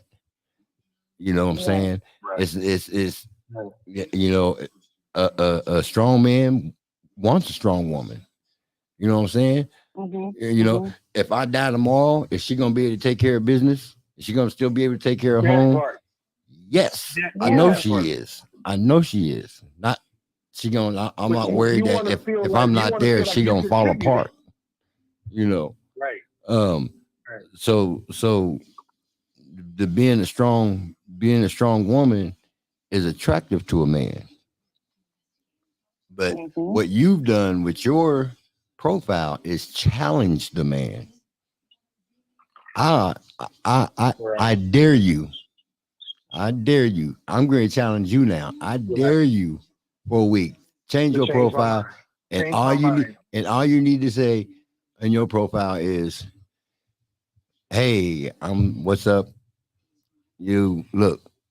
You do what you do. I'll do what I do, and when we're together, we'll have a good time." And leave it like that, and see what kind of response.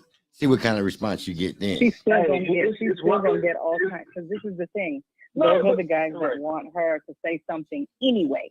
So they're gonna still come and look. They're gonna come because there's just a bunch of desperate people out here today. Right, it is what it is. You know. But when you put it the way you put it, that's a straight up challenge. It's a challenge. It's a challenge. You're Straight right, up challenge. So it's a challenge. And the thing is, as men, the primal part of us is competitive. Yep. That's just how we are, whether you see it or not. But the thing is, people do it in different ways. Women are like that as well. It may not be in jumping, racing, fighting, but you are competitive in your own way. Yep. And so everybody has to find a way to try to ascend that ladder. So what I think is interesting, and George said it best, I think people that recognize a strength in someone and say, listen, yes, I'm going to be the head of my house, but I need to know that I've left it in good hands if I'm not there. If I have a partner, my partner needs to be able to drive the ship if I'm not available. Right. So if I leave town for business or anything like that, I need to know the shit ain't going to go up in flames if I'm not there. We appreciate that as men. What we don't appreciate is the combativeness and the competition. Why in the hell are you trying to compete with me as a man? Only one of us compete standing up because that's how I roll in relationships. That being said, you know, like I said, you don't wear my pants. I'll tell everybody in a minute. My woman, say something about that. Hey, listen, you can get in my pants and I'm going to try to get you out of yours. But my woman can run the house, but I'm the boss. You see what I'm saying? Do you understand what that means? My woman runs the house, but I'm the goddamn boss. But you got to have trust in that. I trust you to do your job. Of course. But listen, the crown is up here. It just is what it is. But that like George said, that means you want to take care of certain things for your woman, but you love knowing that she's capable. So to answer tonight's question, does a woman need a man? I'm rolling my eyes. No one needs anyone to breathe, live, or you need that. But in my opinion, we are not meant to. Humans are meant to cohabitate. We are meant to partner and whatever. And in any way you want to look at that. I'm not saying it's got to be one-on-one. I'm just saying we're not meant to. Not even just humans, just anything living. Most of the time, unless you're a hermit, in which some people just flat out want to be alone for whatever reason. But as a rule, we are meant to have community, bond, pair, whatever you want to call it. And listen, the whole thing of marriage, that's an institution that was developed by a certain group. For legal reasons. It's all about legal reasons and financial because money will get you dead. Period. At the end of the day, money will get you dead. So when I'm gonna tell you what happened, and I'm gonna tell you what happened. I wasn't even there. Well, I'm gonna tell you what happened. It was so many people that was married, and then when they separated, and this union turned into a bloodbath, and they said, okay, you know what, we need to do this separation thing to handle the finances. That's not what produced marriage. It's the handle of finance. The absentee parent and father. So let me say something, because this is how I'm looking at it. This is how I look at things. I might look at things a little bit different from you guys, because I'm looking at, okay, you're in a relationship, you're living with somebody, you're happily living with somebody, but you're not married. Now, your significant other gets into a freaking accident. You absolutely have no right in a hospital. The mother is going to have the right. You won't have no right. All the family is coming with the bullshit. But if you're married to this individual, you could make those decisions. You have a living will, you have a power of attorney, you have everything in place, and can't nobody come talking shit about everything you just said. The thing because we don't want to. Everything you just said is financial related, which is the reason for marriage. So that it's not for the union, it's for the departure. Right. Because of what people build together. But you can still appoint executors to your estate. You can still give health care and power of attorney to someone who's not your spouse. This, and George is right. This was done financially. So the rules have changed. I do understand if you don't leave any instructions, then when it comes down to probate and things like that, then the law will do what the law does. But once again, that's just a group of people who decide, okay, we're going to make this, a sweeping legislation that applies to everybody. We're gonna make choices for you. But if you legally take care of your business, you do not have to have what they call. See, I'm gonna tell you two things. I'm gonna tell you two things about marriage. Like George said, marriage is a contract. It's a business contract. Yes, you want to love the person. It's a business contract. And for legal reasons, it allows one person to not necessarily take advantage of another. And marriage is also the reason that legal issue causes a lot of people to stop working and doing what they did to get themselves in that position. And oftentimes that person is the woman, because she realizes, guess what? I got him now. If he leaves, I can burn him. I can take his money. You know what? If you're only doing something because of a law or whatever, I don't need you. Peace out. If I'm that kind of a person, if I'm loyal to you, I'm loyal to you no matter what. I don't need anybody holding anything over my head to make me do that. But unfortunately, that old school way of thinking pushes us to do this. Get into the. Why do you think marriage is called an institution? Just like a fucking insane asylum. It's an institution. So the thing is, if you're really about your business and about your love and about whatever, you don't have to be made to do anything. I don't have to be made to take care of my children or my family or my business. But some people do. People in irrational state of mind make irrational decisions. So that's why the law is there, to keep that from happening, and make sure it's to make sure that if these two people are separating, they separate fairly. You see what I'm saying? Oh, that's a whole nother. We gotta have that discussion one day about what's fair in a divorce. Because because it really is, because that separation can't. When it comes to financial and personal possessions, and you are separating, then that third party is there with no ties to the other party. You see what I'm saying? They're not a player. Why in the hell do you need another party to come in and tell you to do the right thing? That tells me you're not an adult. Right. And you don't need that. You don't need that. But the law, but society has created that, because there's so many people that don't have that maturity. That won't make that decision. See what I'm saying? And it's really there. It's really there for those people, for those folks that are not mature enough to make a rational decision in a separation like that. That's what they're for. One person wants to take it. One person wants to take it all. No. So your Honor said. Chris was already giving us her view. I don't like the term need, but this is our topic. Mimi, do you think that there are things that you have need of in a man? I'm trying not to say, do you need a man? Because I know you guys don't need a man to live. But do you think you need a man or a partner or whatever to necessarily complete you in whatever walk that you're walking? I mean, how do you feel about that? I wouldn't say complete, because that sounds like I can't be without you. I can't do it without you. I would say more, I love the security of having the protection of a secure man around me, whether it's at night, whether it's going to sleep, whether it's just being with me watching TV, whether it's, whatever it is. I love that. The companionship. The companionship. If I have to, I will. Yes, I absolutely love that. I love eating with him, going to the movies, going to the grocery store, watching TV. I love that togetherness, and I love that protection. It's raining, it's thundering. I want to be held. We wouldn't last 20 minutes because I ain't going to the grocery store. Shut up. Think I'm playing? Ask my wife. You think I'm playing? As soon as she say I'm going to get groceries, I'll be like. Look, that ended a little bit quick because it's like we started together and all of a sudden it drifted into, you're working all day.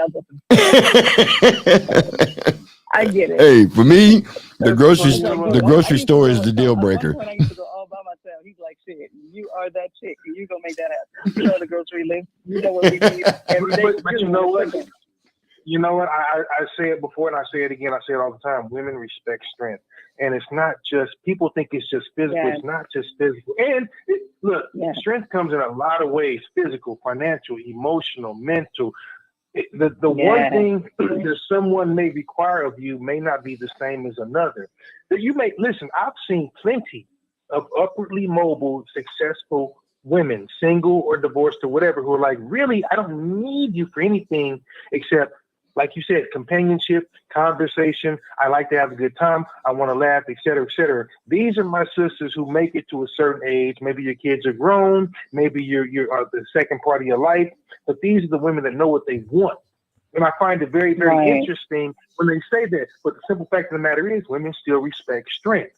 And if you have a man that you trust, he will be he will be able to exert that without any fear of, what's he going to do? Like I said, it's not a competition. Like you just said, I don't care how tough, how independent, how whatever you are. You could be the baddest ass-kicking woman in the world, but you would still rather have a man's arm around your ass when that door shuts at night and it gets dark and it starts raining. It's just the nature of the beast, and there's nothing wrong with that. Like I said, I much rather, in my personal preference, I would much rather be rubbing on a soft shaved or waxed everything, leg and such and such, as opposed to not. I got the other part of that. You know what I'm saying? Yeah. That's Raj's preference. Raj prefers wax, in case y'all wanted to know. Like I said, that's why I do what I do. I prefer it gone, put it like that. Shave, wax, make the shit gone. Different day, different story. We'll talk later. Anyway, I do understand what you're saying, though. It's not the need for life, breathing, or anything like that. It's just the fact that you don't have to always make what I've heard from a lot of women I've spoken with over the years. If you have to make decisions all the time, whether it's with your children, at your job, if you're in a position of power or, supervisory or whatever, you don't want to have to come home and still have to, quote unquote, be the boss, do things and things like that. But that's where you share the load. And that's why a woman wants to come home and be able to take off her shield and armor and become soft again and have a man go, sit down, I've got this. So I understand that.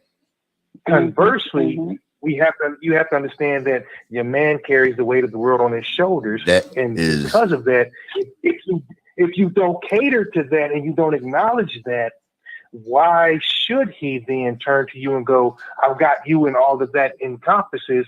If you don't look to me and go, I don't give a shit what they did out there, you mean the world to me. See, you got to tell me and treat me like a king in order for me to continue to build up this kingdom. That's just the nature of the beast. Like I said, everything comes at a cost.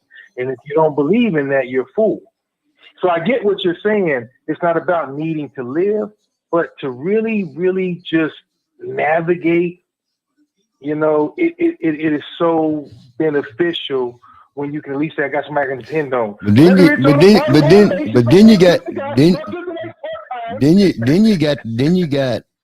you got the one-offs. See, with all that, what you just said, you got the one-offs, such as CB. See, She wants to wear. She wants to be the queen and wear the crown, the king's crown. Well. See, she gonna be the boss at. She gonna be the boss at work. She gonna be the boss at work. She gonna be the boss at home. She gonna be the boss. You can't wear the king's crown if you ain't got the D to go with it. Well, church, peace, tabernacle. I mean, well, that's the impression I get from her profile. Wait, let me ask, CB. In all fairness, I understand that you are a woman who you're intentional about what you do. So, it's cause being honest and saying that you want to be the king and the queen, or is it just a matter of the fact that you get a certain type of individual and they force you into that position? No, because it's different. No. Okay, talk about it. No, basically, George is totally out of pocket on that one, completely.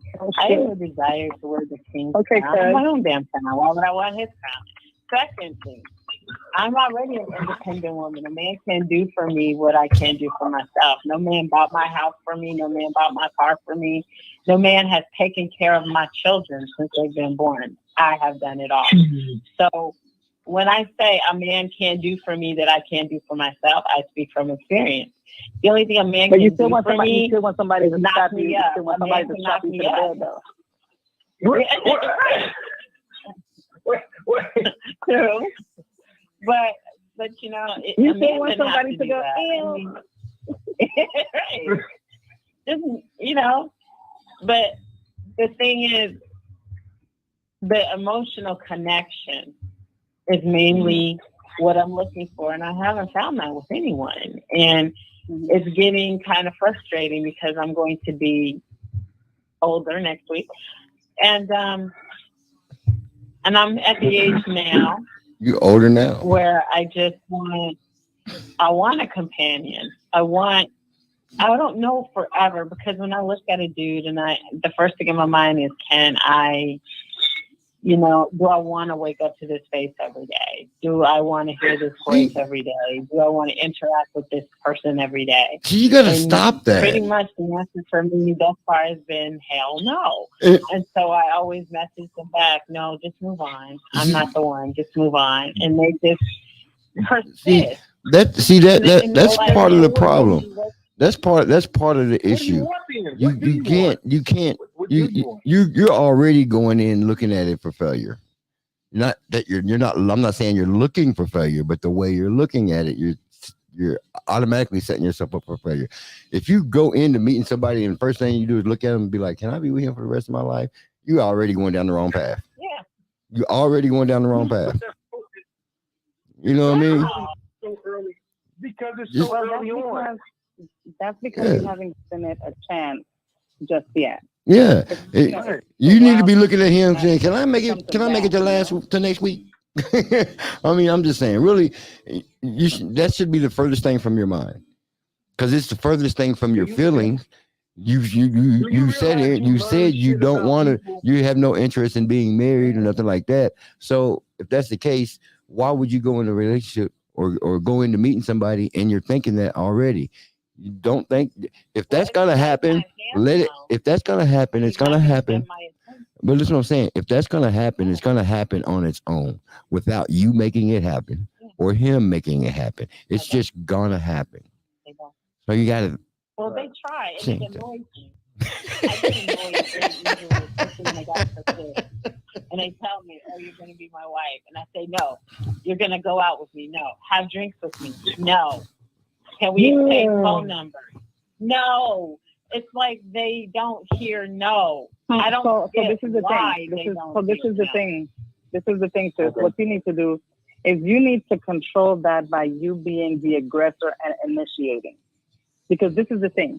If you're on a dating site and I'm on a dating site, that means that we can both be the initiators, right? But if you initiate what it is that you want out of somebody, then that might turn around a little bit different versus guys coming at you, because I can almost understand what you're saying. You're just the aggressive type. You're alpha female.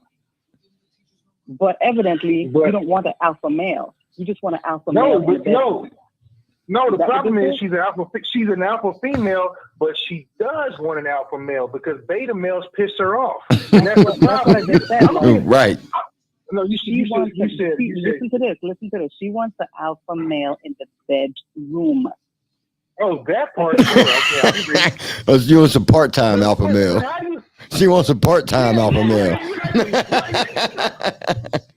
Hey, listen. Let me tell you something. You either all or nothing on this board. That's not an alpha male. That's an alpha moment. You cannot try to be emotionally invested in somebody who you just want to fuck the shit out you. That's it. Because but then you say that. You fuck to get on. But the thing, and I agree with that. The thing is, just say that because quite frankly. But the thing is, if there's a beta or non-alpha, fucking a whatever male that comes in, you got to kill that up front. The thing is, you can't do both. You cannot. An alpha female cannot be with a true alpha male and win. It's not going to happen. That's going to be fire and fire every time. Every time. Yeah, for sure. You're going to clash. For sure.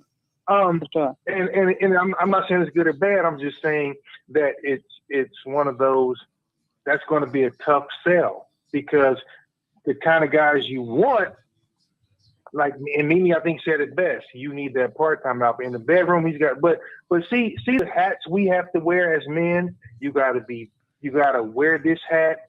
You got to be this guy. You got to make this much. You got to do all that. Let me tell you what I tell everybody. For Pete, and I'm just speaking to everybody. If you got a grocery list long of shit that people have to have, all these requirements. If you find that woman or man, they ain't gonna want your ass. No, I'm just saying. That's just it. I don't. So what? It seems like the more I push them away, the more they want to stay, and I'm like, go away. Yes, that's true. The worse you treat them, the harder they try, baby. That's real. The worse you treat them, the harder they try. I hate to put that out there in the universe, but for those of y'all that understand me, you know what I'm talking about. It's like, think about it. When you used to dog somebody, they wouldn't leave you alone. And the one person that you gave everything in the world to, what they do? They fucking stepped on you. It sucks, but that's the way of the world. The worse you treat them, the harder they try. It's a reverse psychology and a whole other level. Check this out, bro. This is what we probably need to do. This is going to be CB and the Boys. It's going to be a new segment. It's going to be called For the Love of CB. And we're going to start casting. I'm out. I'm fucking out. Yo, that would be such a good show. Reality show coming. I'm the casting director. Me and Mimi, we casting directors. For the love of TV, damn it. That's what we're going to do. Oh, dude, that's going to be, listen, we starting that shit in 2 weeks. I'm submitting applications on the ship, George. Get them signed up, baby. This is going to be beautiful. This is going to be great. That's it. Guys, so it's officially, you've heard it here first on March 24th, 2022 at 12:53 a.m. Eastern Time. CB and the Boys, new reality show called For the Love of CB. Oh, that's going to be great. Live every Wednesday. So you go to CB and the Boys, go to CB and the Boys with a Z.org and submit a message to any one of us, and we're gonna get you on starting in the next 2 weeks. Let's freaking go. That is going to be so good, dude. Listen. I'm not, girl. I'm putting it in my calendar right now in case y'all want to know what I'm doing. Oh, this is great. This is awesome. That's it. We're gonna find you an eligible bachelor that is going to be submissive until he gets in the room. We got my role. Hey, my role is I'm going to be Jim Lang. You know who Jim Lang is, don't you? Okay, hold on. No, I'm lost. I'm sorry. I'm gonna be Jim. Exactly. He was the host. He was the host of the dating game. I'm gonna be Jim. I'm gonna be Jim Lang. Y'all gonna be the casting directors. I'm gonna be Jim Lane for the love of CB. So for the love of CB, that's it. So see, oh my God, this is about to be fantastical. I love this shit. This is great. We're gonna get you right. Here's the thing. In public, he's gonna be like, yes, baby.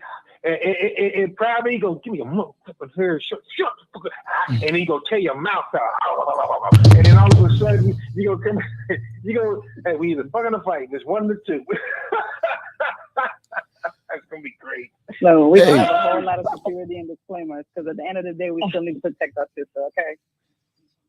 No, don't worry about that. Like this is. Hey, check it out. Ain't gonna be no trouble. Let me intervene on this for a second. I want to make an announcement of something that's going to be coming up. We're gonna have a contest. It's going to start late June. Percolator. Oh, it's going to be a trivia contest. So we're gonna start talking about this every week, mentioning it every week, so people can know about it. We're gonna start doing a trivia contest. There'll be 2 winners each time we do the contest, and it's gonna be for a free trip for a. We're gonna give away vacationing stays somewhere. Very nice. Let's go. So we'll have some more details on it as we talk about it as we get closer to it. It's something that CB and I talked about the other night, and it just popped in my head, CB, so I just thought I'd say something about it. But we were talking about it the other night. But we'll all get together collectively and make some definitive decisions on it. But it's definitely coming up. I want to start having our first drawing in June, or our first contest in June. But viewers are going to have to start watching now because it's going to be a trivia question about the show. Mm-hmm. Oh yeah. And we're going to take 2 winners. We're going to take 2 winners, and we're going to go. It's going to be a monthly thing. So, yeah. Look at George dropping gems on him. Yeah. Yeah. Weekend vacation stays on CB and the Boys. Weekend. Oh, listen. Hey, now don't get mad if we drop your ass off in Compton somewhere. You gotta make the best of it. I'm just letting you know. Hey, depending on how our budget goes that particular month, your ass might end up in Watts, but it will be an experience. We'll drop your ass off in East St. Louis. And I just had to throw that in. No bullshit. And I just wanted to throw that in there because we're coming up on that magic hour where we're gonna drop off Blog Talk, all that stuff. We may go into after show for a little bit, so we only got 3 minutes left, and CB got to get them Wang Tang boys in there somewhere before we go. Yes, definitely. So I guess I'll be the first one to say, look, one love, God bless, guys. Tune in because we're going to have so much good stuff happening in the upcoming weeks. And like I said, you heard it here first. For the love of CB and the Boys, new reality show. It's going to be coming on. We're going to be casting right here on TV and the Boys every goddamn Wednesday. Oh, shit.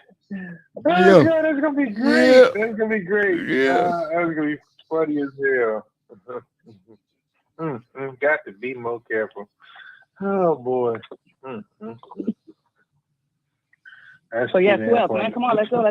We got anyway, I'm out. Listen. Never got to jump on a plane in the morning. So, like I said, peace. Love y'all. Everybody, take care of yourself. Call us on the flip side. Yeah, thank you. Mm-hmm. And, you know how I roll in those famous words: peace, love, and hair grease.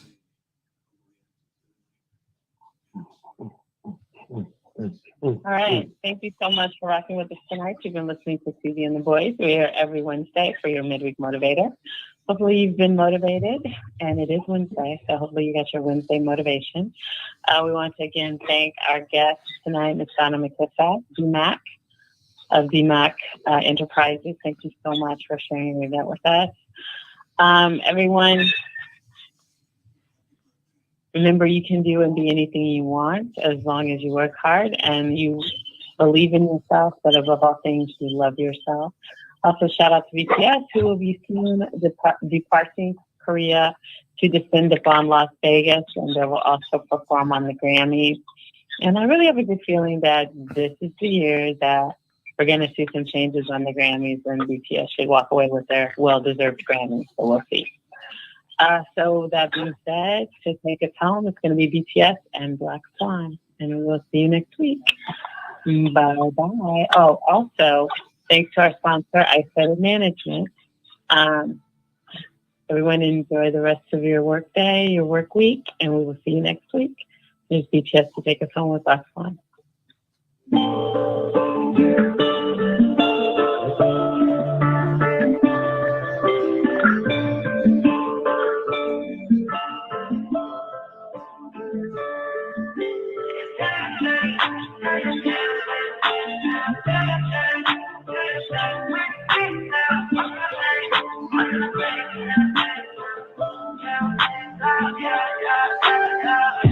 심장이 뛰지 않는데 너는 음악을 들을 때 웃어놓거든 시간이 멈춘도 돼 Oh, that'll be my first thing I'll be nowhere so better 지금 나를 더 못 두는 잡는 내가 숨을 더 걸리게 못한 잡는 어쩜 이렇게 한번 쑥겠지 잡아 But it's the moment right now, right now 귓가에 느린 심장 소리만 펑펑펑 헛소만 해도 불길 속으로 점점점 어떤 너의 또렷하지 못해 소리 없는 소리지나 모든 빛이 침묵하는 바다 yeah, yeah, yeah 시리은 내 발목을 또 잡아 yeah, yeah, yeah 어떤 소리도 들리지 않아 yeah, yeah, yeah Hear me now, join me now, do you hear me girl 모든 듯 천천히 가라앉아 나나나 몸부림 좁아도 급하니 바다 나나 모든 순간들이 영원히 돼 yeah, yeah, yeah Hear me now, hear me now, do you hear me girl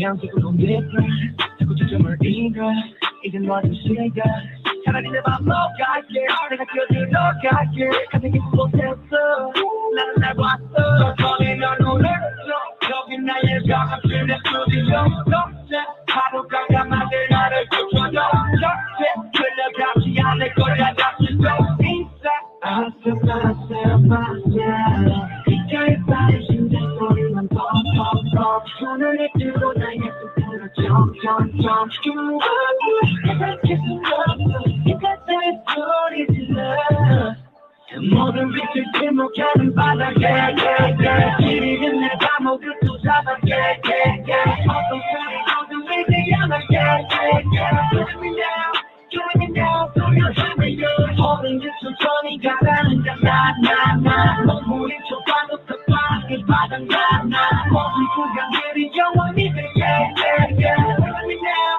join me now, do you hear me girl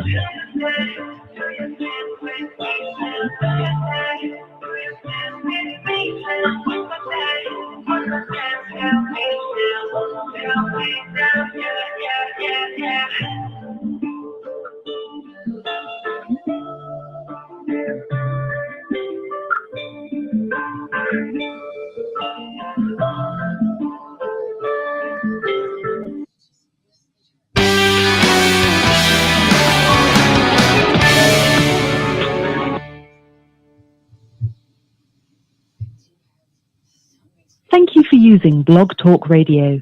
Goodbye.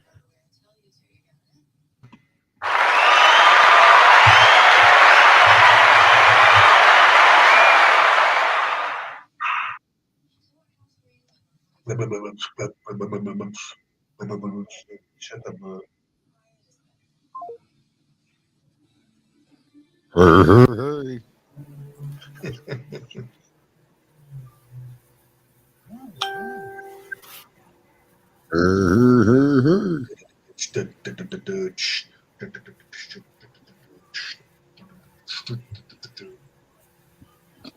What's up? This after. I was about to say this is where shit get thick, but our whole show is thick. Yeah, that was interesting.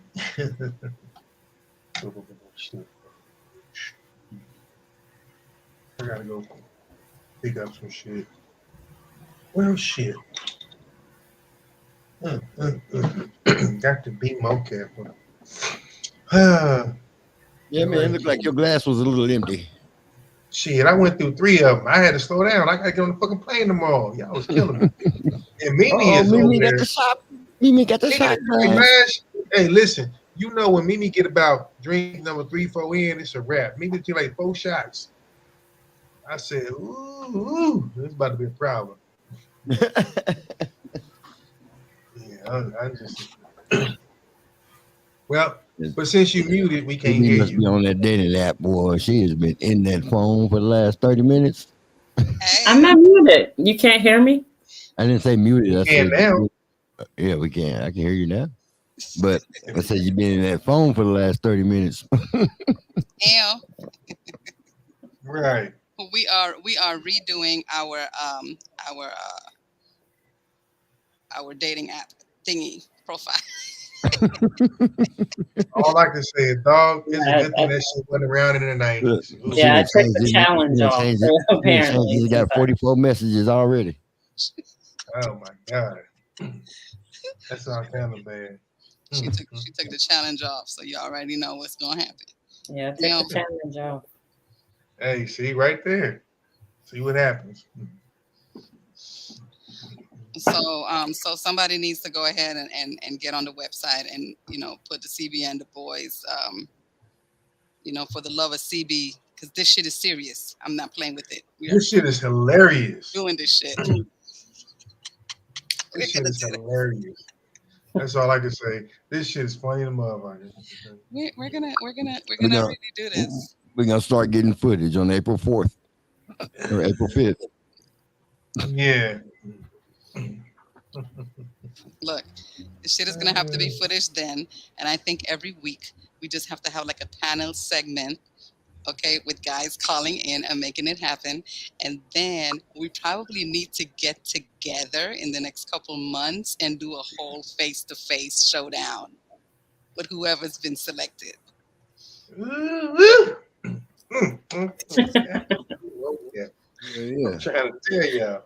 I'm just saying, I got all kinds of shit in my head right now for my sister. Hey. Yeah, man, I bet you do. Be careful here. In 2 weeks from now, she might find a Dexter St. John. Who's a beautiful girl like you're doing it on the island of love? Come here, girl. What you crying about? You might want to make love to you constantly. Oh my God. You don't tell your man. You tell me I go give him a piece of my mind. Hell no. I'm gonna be like, look, y'all. If you see anybody with an accent, run. Oh, shit. Y'all have seen those videos with somebody just coming out, somebody in a freaking mask and shit coming out the freaking corner, and all you hear is run. Is that right? Shit. Well, listen, girl. Why don't you come by my place about 8 o'clock with Takatova? All we gonna do is talk. Yeah, right. Right. Oh shit. Oh yeah. Don't be going for Winston, girl. Don't be going for Winston. Look, especially y'all ass is getting on a damn ship. Next thing you know, he shows up with a CB and the boy shirt, and she is knocked out in the room. It's like, where's she at? Right. Look, she told me to come and represent.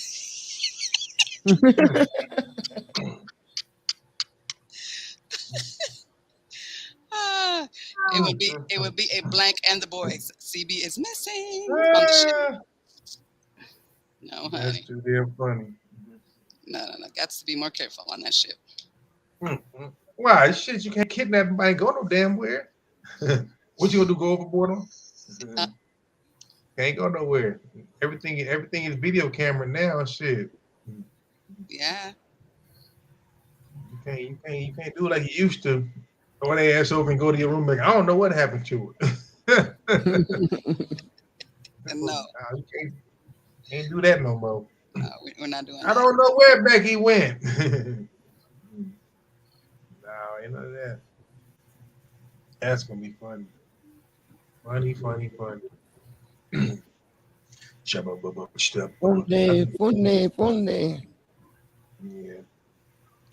Yeah, peoples. I got to get up in a few hours. I ain't even packed and shit. So, where are you traveling to? I'm going back home. I'm going to KC, but I got to go to Des Moines to film. So I'm really not going home for a minute. Just going through it. Yeah, kind of flying in, driving up. Have you bought your plane ticket from Florida? When do you come in?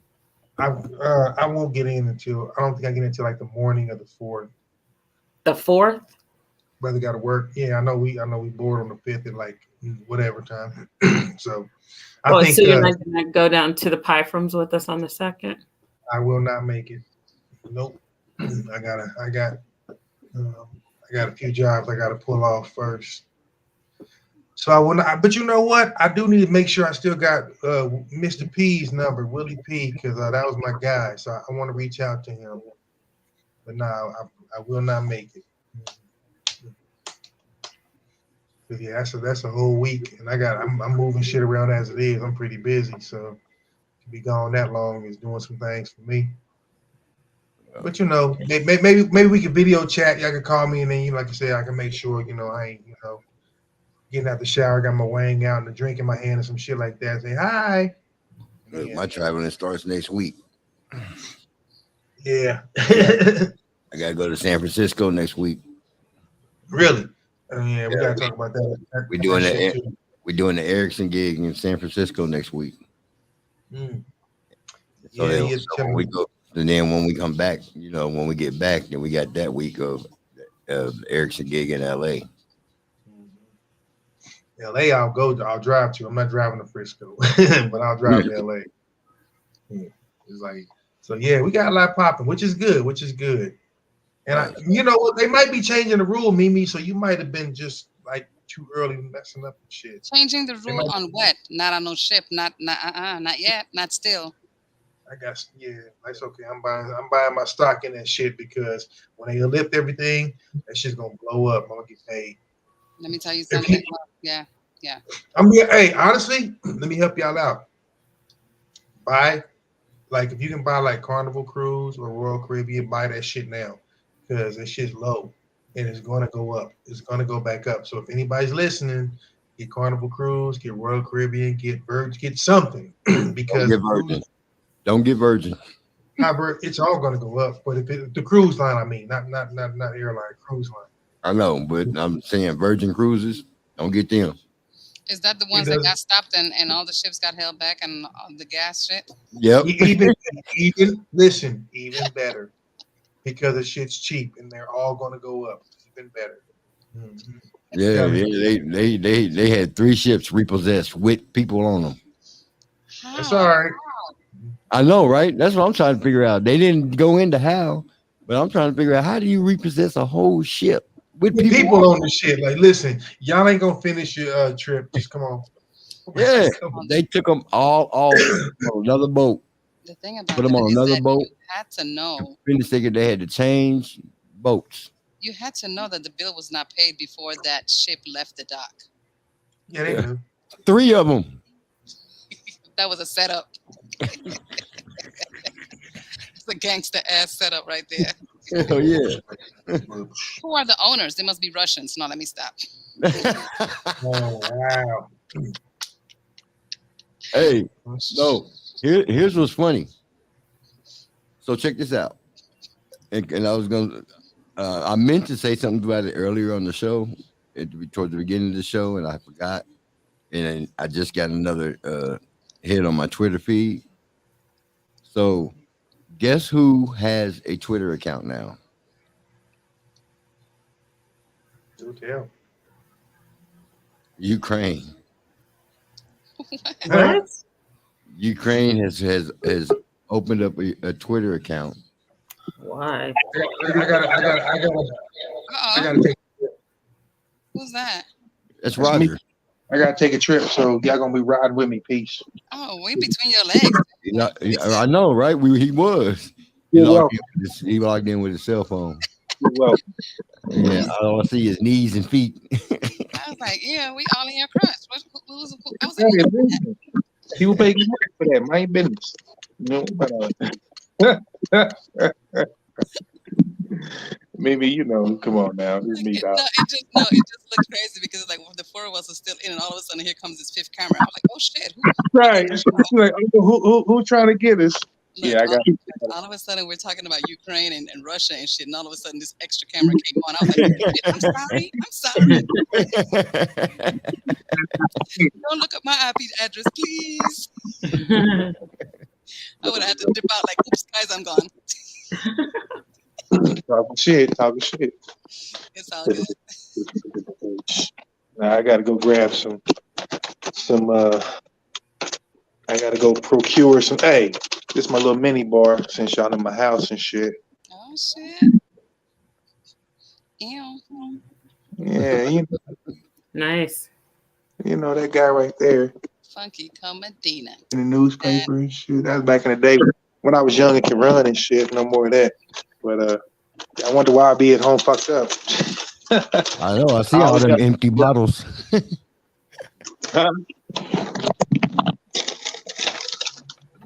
He just sets the phone down on the camera. Don't worry about that. I gotta get ready to go. Yeah. We getting a tour of the pad. Huh? I said we getting a tour of the pad. Yeah. I can't flip this shit. y'all about to get a view of Vegas too. I gotta go pick up some weed for somebody. Oh Lord! Did you just say that in public? Yes, he did. I'm going to pick up weed, THC. Come get me if you want to. I'm in Vegas. I'll meet you there.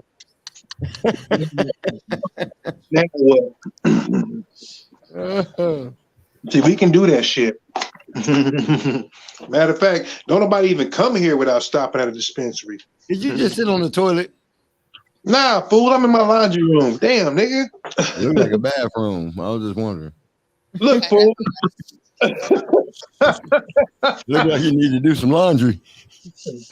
Yeah. Fool, yeah.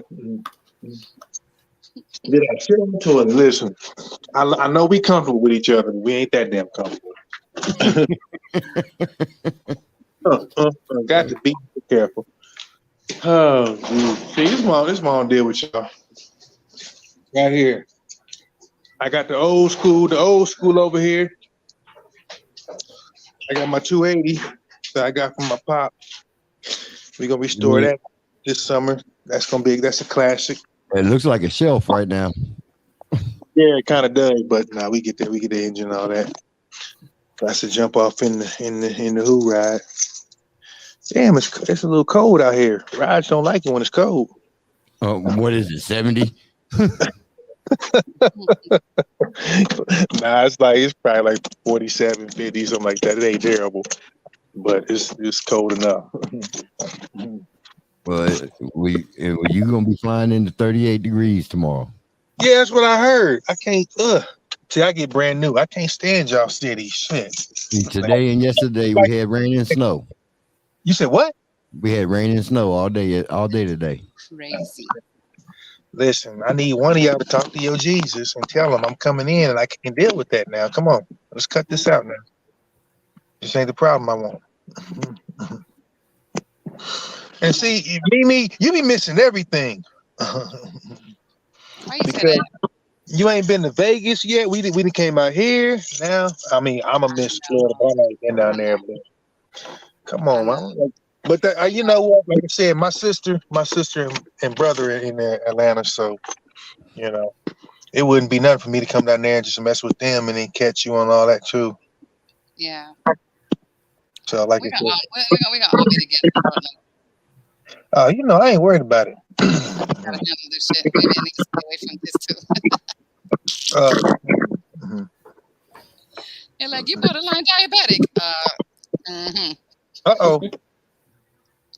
Yeah, I gotta watch it. I gotta watch it on all levels. What the hell is a borderline diabetic? It's like your numbers are so damn close all the damn time that if you don't watch yourself, you'll be getting dialysis. The devil is a lie, not Mimi Acosta. She not. I will do some Dr. Sabi in 2 seconds, which is what I'm doing now. But tonight doesn't count. Wednesday nights never count. As a matter of fact, I don't even take vitamins on Wednesdays just because I don't want nothing to clash with this. I'd be like, I'll start Thursday. Killing me. Hey, for the love of CB and the boy, see?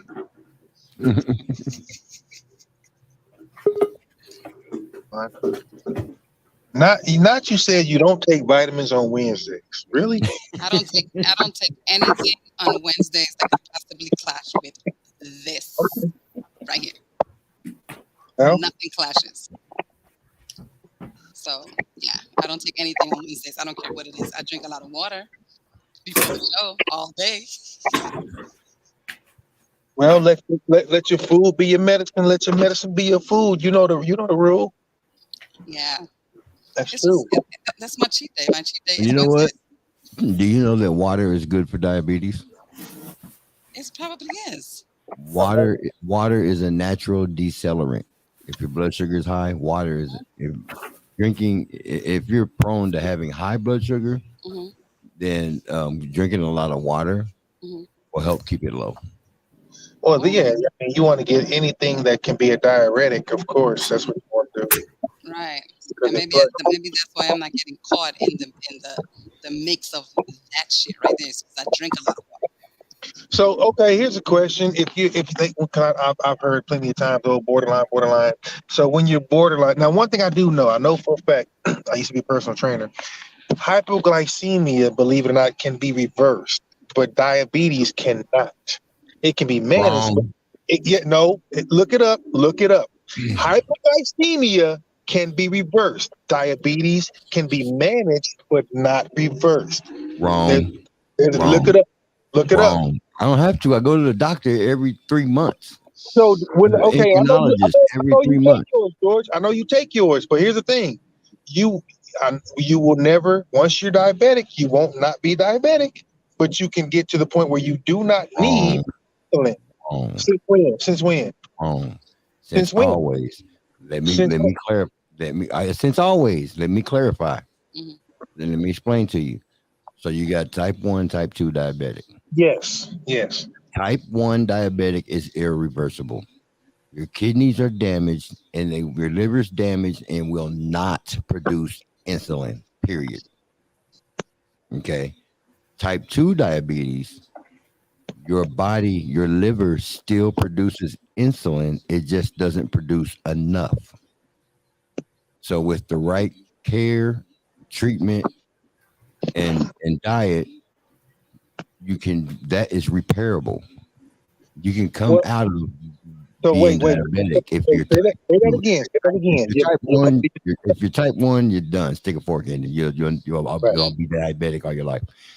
But if you're type 2 and you carry the right diet and you do your instructional medicine and you maintain that and keep your A1C down to about 6, you can recover from diabetes. But listen to what we said. I didn't say recover. I said reversible. It's not recovering and reversing are not the same thing, brother. You can reverse it. You can become not diabetic anymore. Well, so to me, that's the same as saying you can, if you have, I don't know, HIV or something like that, you can drop your white blood count or raise it to a certain level and drop your viral load so low that it's not detectable, but that still does not mean it's not present. So again, this is semantics, but I'm just saying, I've never heard of anybody who was diabetic becoming. I've helped people stop taking medication because of that. So you're right. But as far as going, you 100% do not have diabetes, and I've just never heard of that. Now, if you want to show me a doctor or someone that wants to tell me, yes, you can do that, I would love to talk to him. You can call my endocrinologist. Okay. You can call I mean, any that's endocrinologist, because and they will tell you.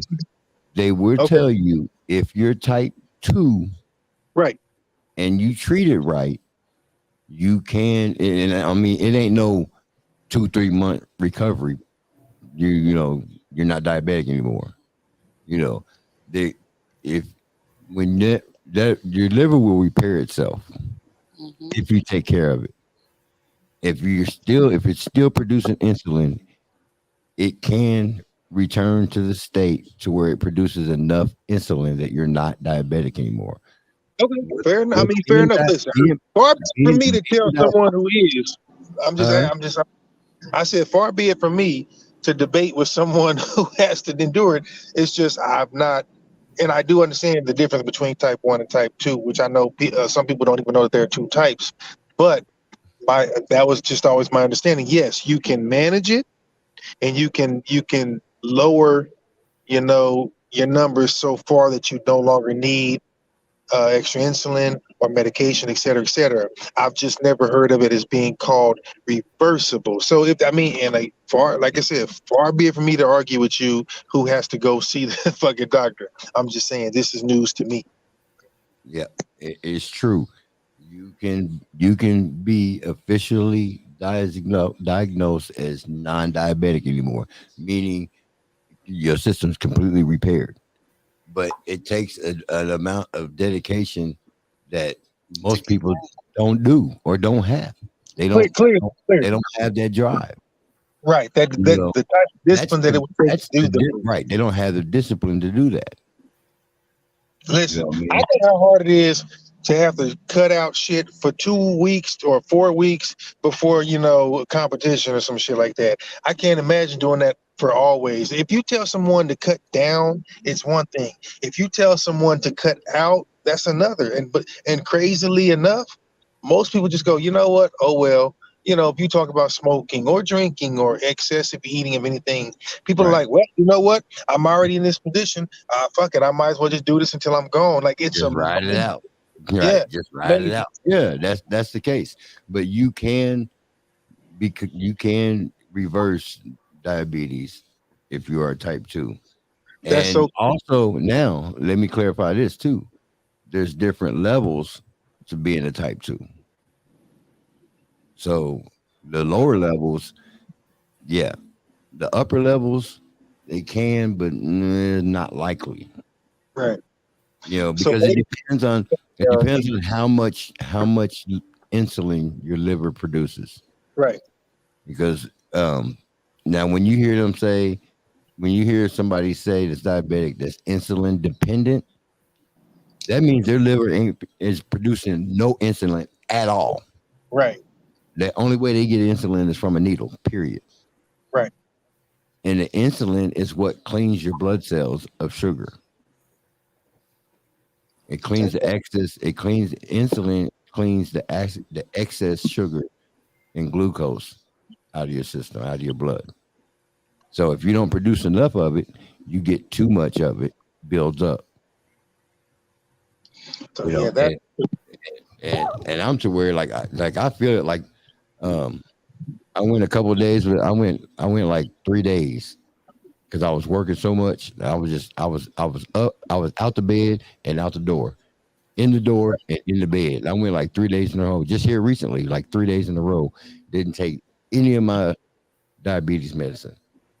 And like that third day, I was like, man, I could feel it. My toes was all tingling and feeling swollen, and my body just wasn't right. And I was like, my insulin, my blood, my glucose levels got to be high as hell. And so I checked it. Yeah, it was like 524.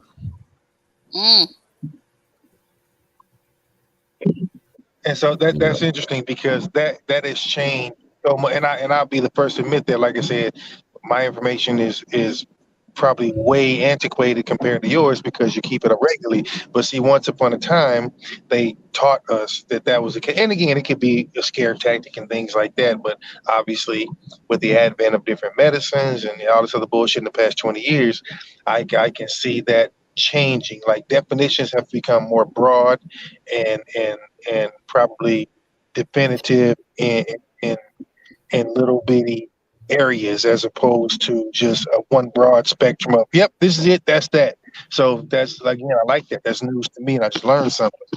But I also know the one thing that hasn't changed is the level of discipline that you have to quote unquote reverse a lot of this stuff. Most people do not possess. Mm-hmm. And that's the simple truth of it. Again, How many people been told, if you drink, take another drink, you're going to die. If you smoke again, you're going to die. And they go, all right. I mean, like, it's amazing. And I don't think most of us aren't any better. I know when I have to cut things out myself, if we're doing weight loss or trying to make a weight or trying to prepare for something, and then you think, damn, it's like 2 weeks and I can't have whatever. You lose your mind because you think that's all I want. If you tell me I can't have a beer for the next 4 weeks, I'm gonna lose my shit. But if you don't tell me that, I won't drink one for 2 months. You know what I mean? You can't let death or the impending possibility of death prevent you from living.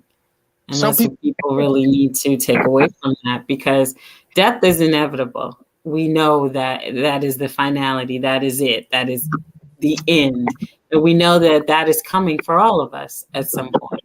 We know not the time, the hour, the day. We don't know. But you can't live your life in fear.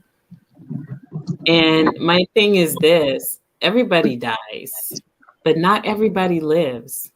Ponder on that.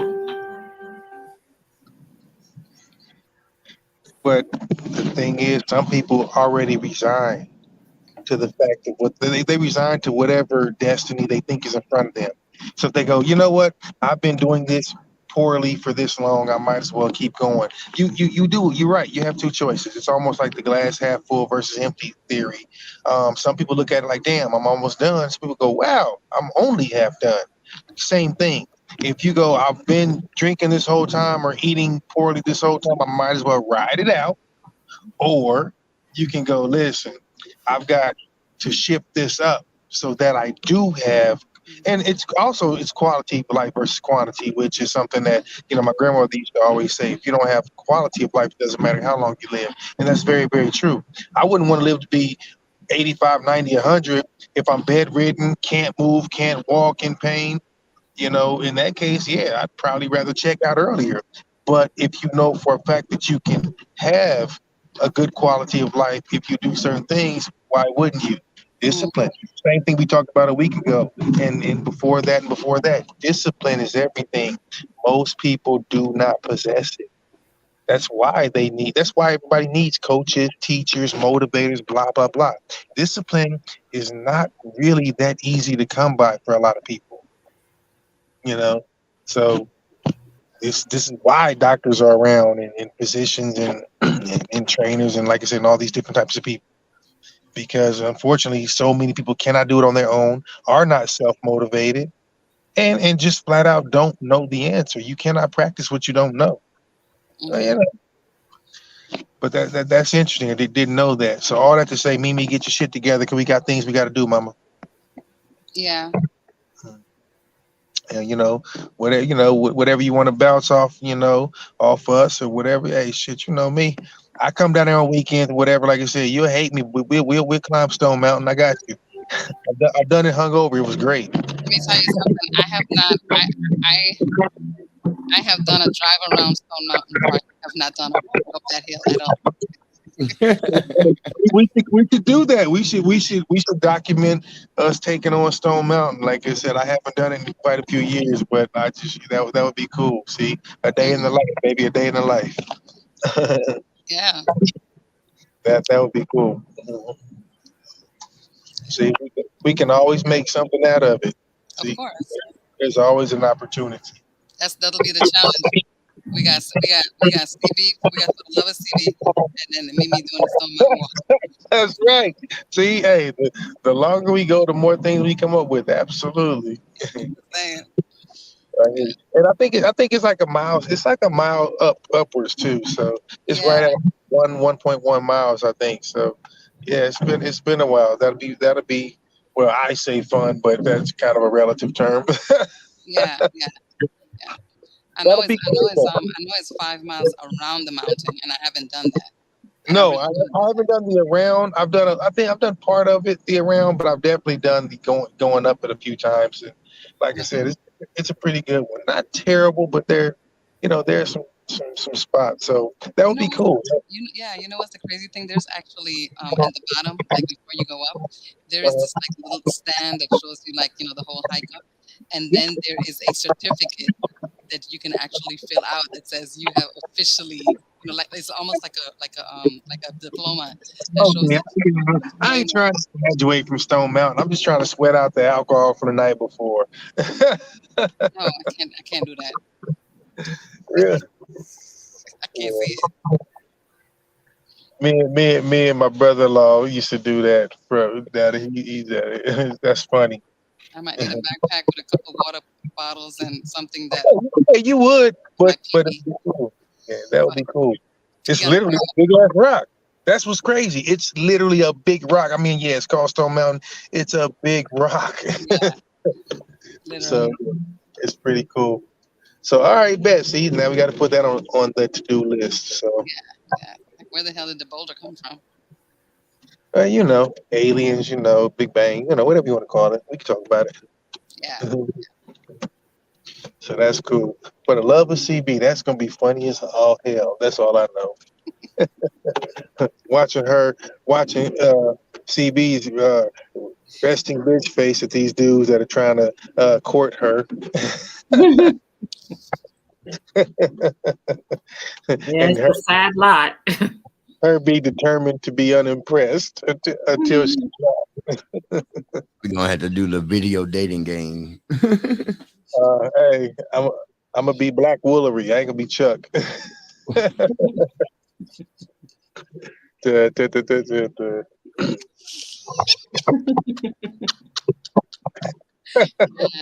I remember the song too. That's funny that you just sung that to say. I knew somebody would know. I'm sorry. I apologize. Yeah, I'm dating myself. Name that tune. Oh yeah. We got a bunch of. That's great. Oh my gosh. Well, guys, it's been real. It's been fun.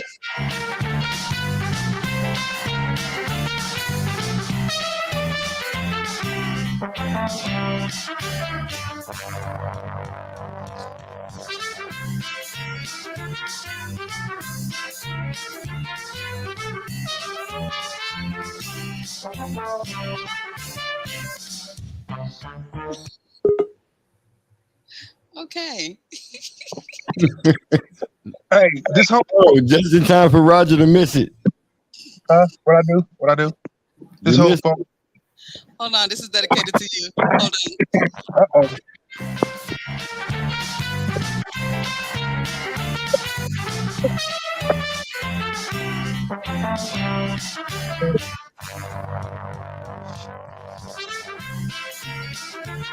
Oh my God.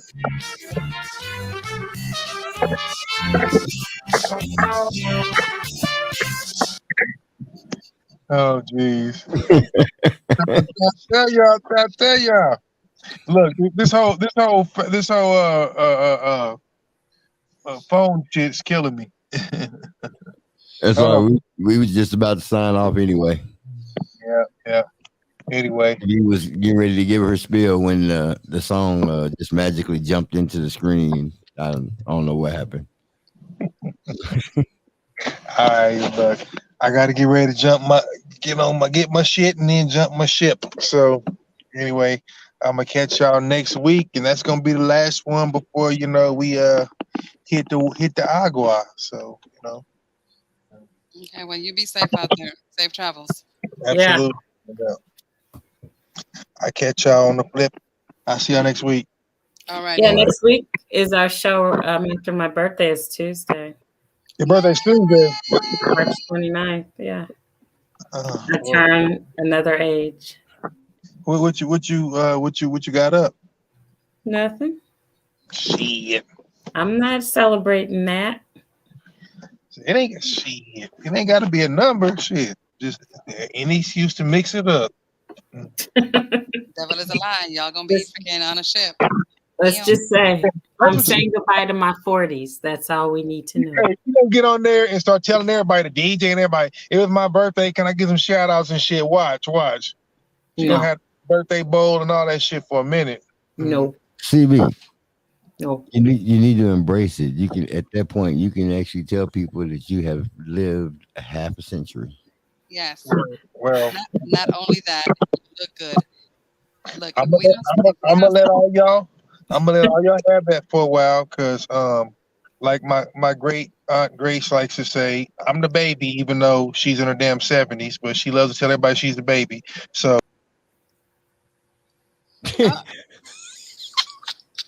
You having technical difficulties with that phone.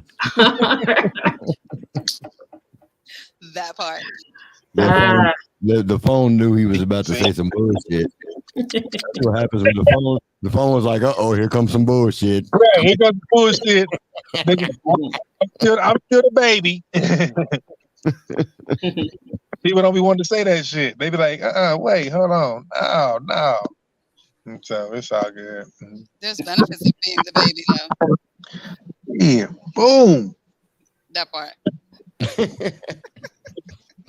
You heard me? All righty. Anyway, all right. I figured out where that was. This phone should be getting me. But anywho, all right, folks. Like I said, we'll have to do some kind of a birthday tribute, as long as you promise not too many songs from them short Asians. No, we don't need to do no birthday tribute. We don't need to do any of that. You shouldn't open your mouth. First of all, we got 4 people on this panel. We're gonna do whatever we want to do for your birthday. Exactly. You done been outvoted 3-1. No, you ain't got to do. No, you shouldn't open your damn face now. Then I'll do the whole show in a blanket over my head, or a hoodie over my head. Yeah, who gonna be underneath the desk with that blanket, like it says? See, you already proved you're old freak. See, right. You tried to start the show tonight with no pants on. Nigga, you know what? That's cool. It's good for viewership. I'm not gonna judge you for it. I mean, like honestly, but you know. No. It was the cutest thing. It was like 2 minutes to the show, and she goes, "Oh, let me put some pants on." It's like, "Oh shit." Yeah, like you threw that out there though. You threw that out there. And that's cool. See, here's the thing: if a woman says that, everybody's tuning in. If a man says that, niggas are calling the police. See, right there, right? Damn thing. She's just showing. Hey, look, like this. She's just showing on all her freak. Look, she's just showing all her freak. She started the show with no pants on. Halfway through the show, she got talking about when the glass go up, the legs go out. Right. I'm thinking about that. Yeah. Let's talk about it. You know, you wonder why everybody's going up her dinner app. Right. Yeah, she talking about liquid panty remover and all that kind of shit. I'm thinking, what's really going on? Maybe 5 shots to the wind. I'm thinking to myself, listen, it wasn't my week to watch everybody, but I guess I'm on duty. Shit, geez.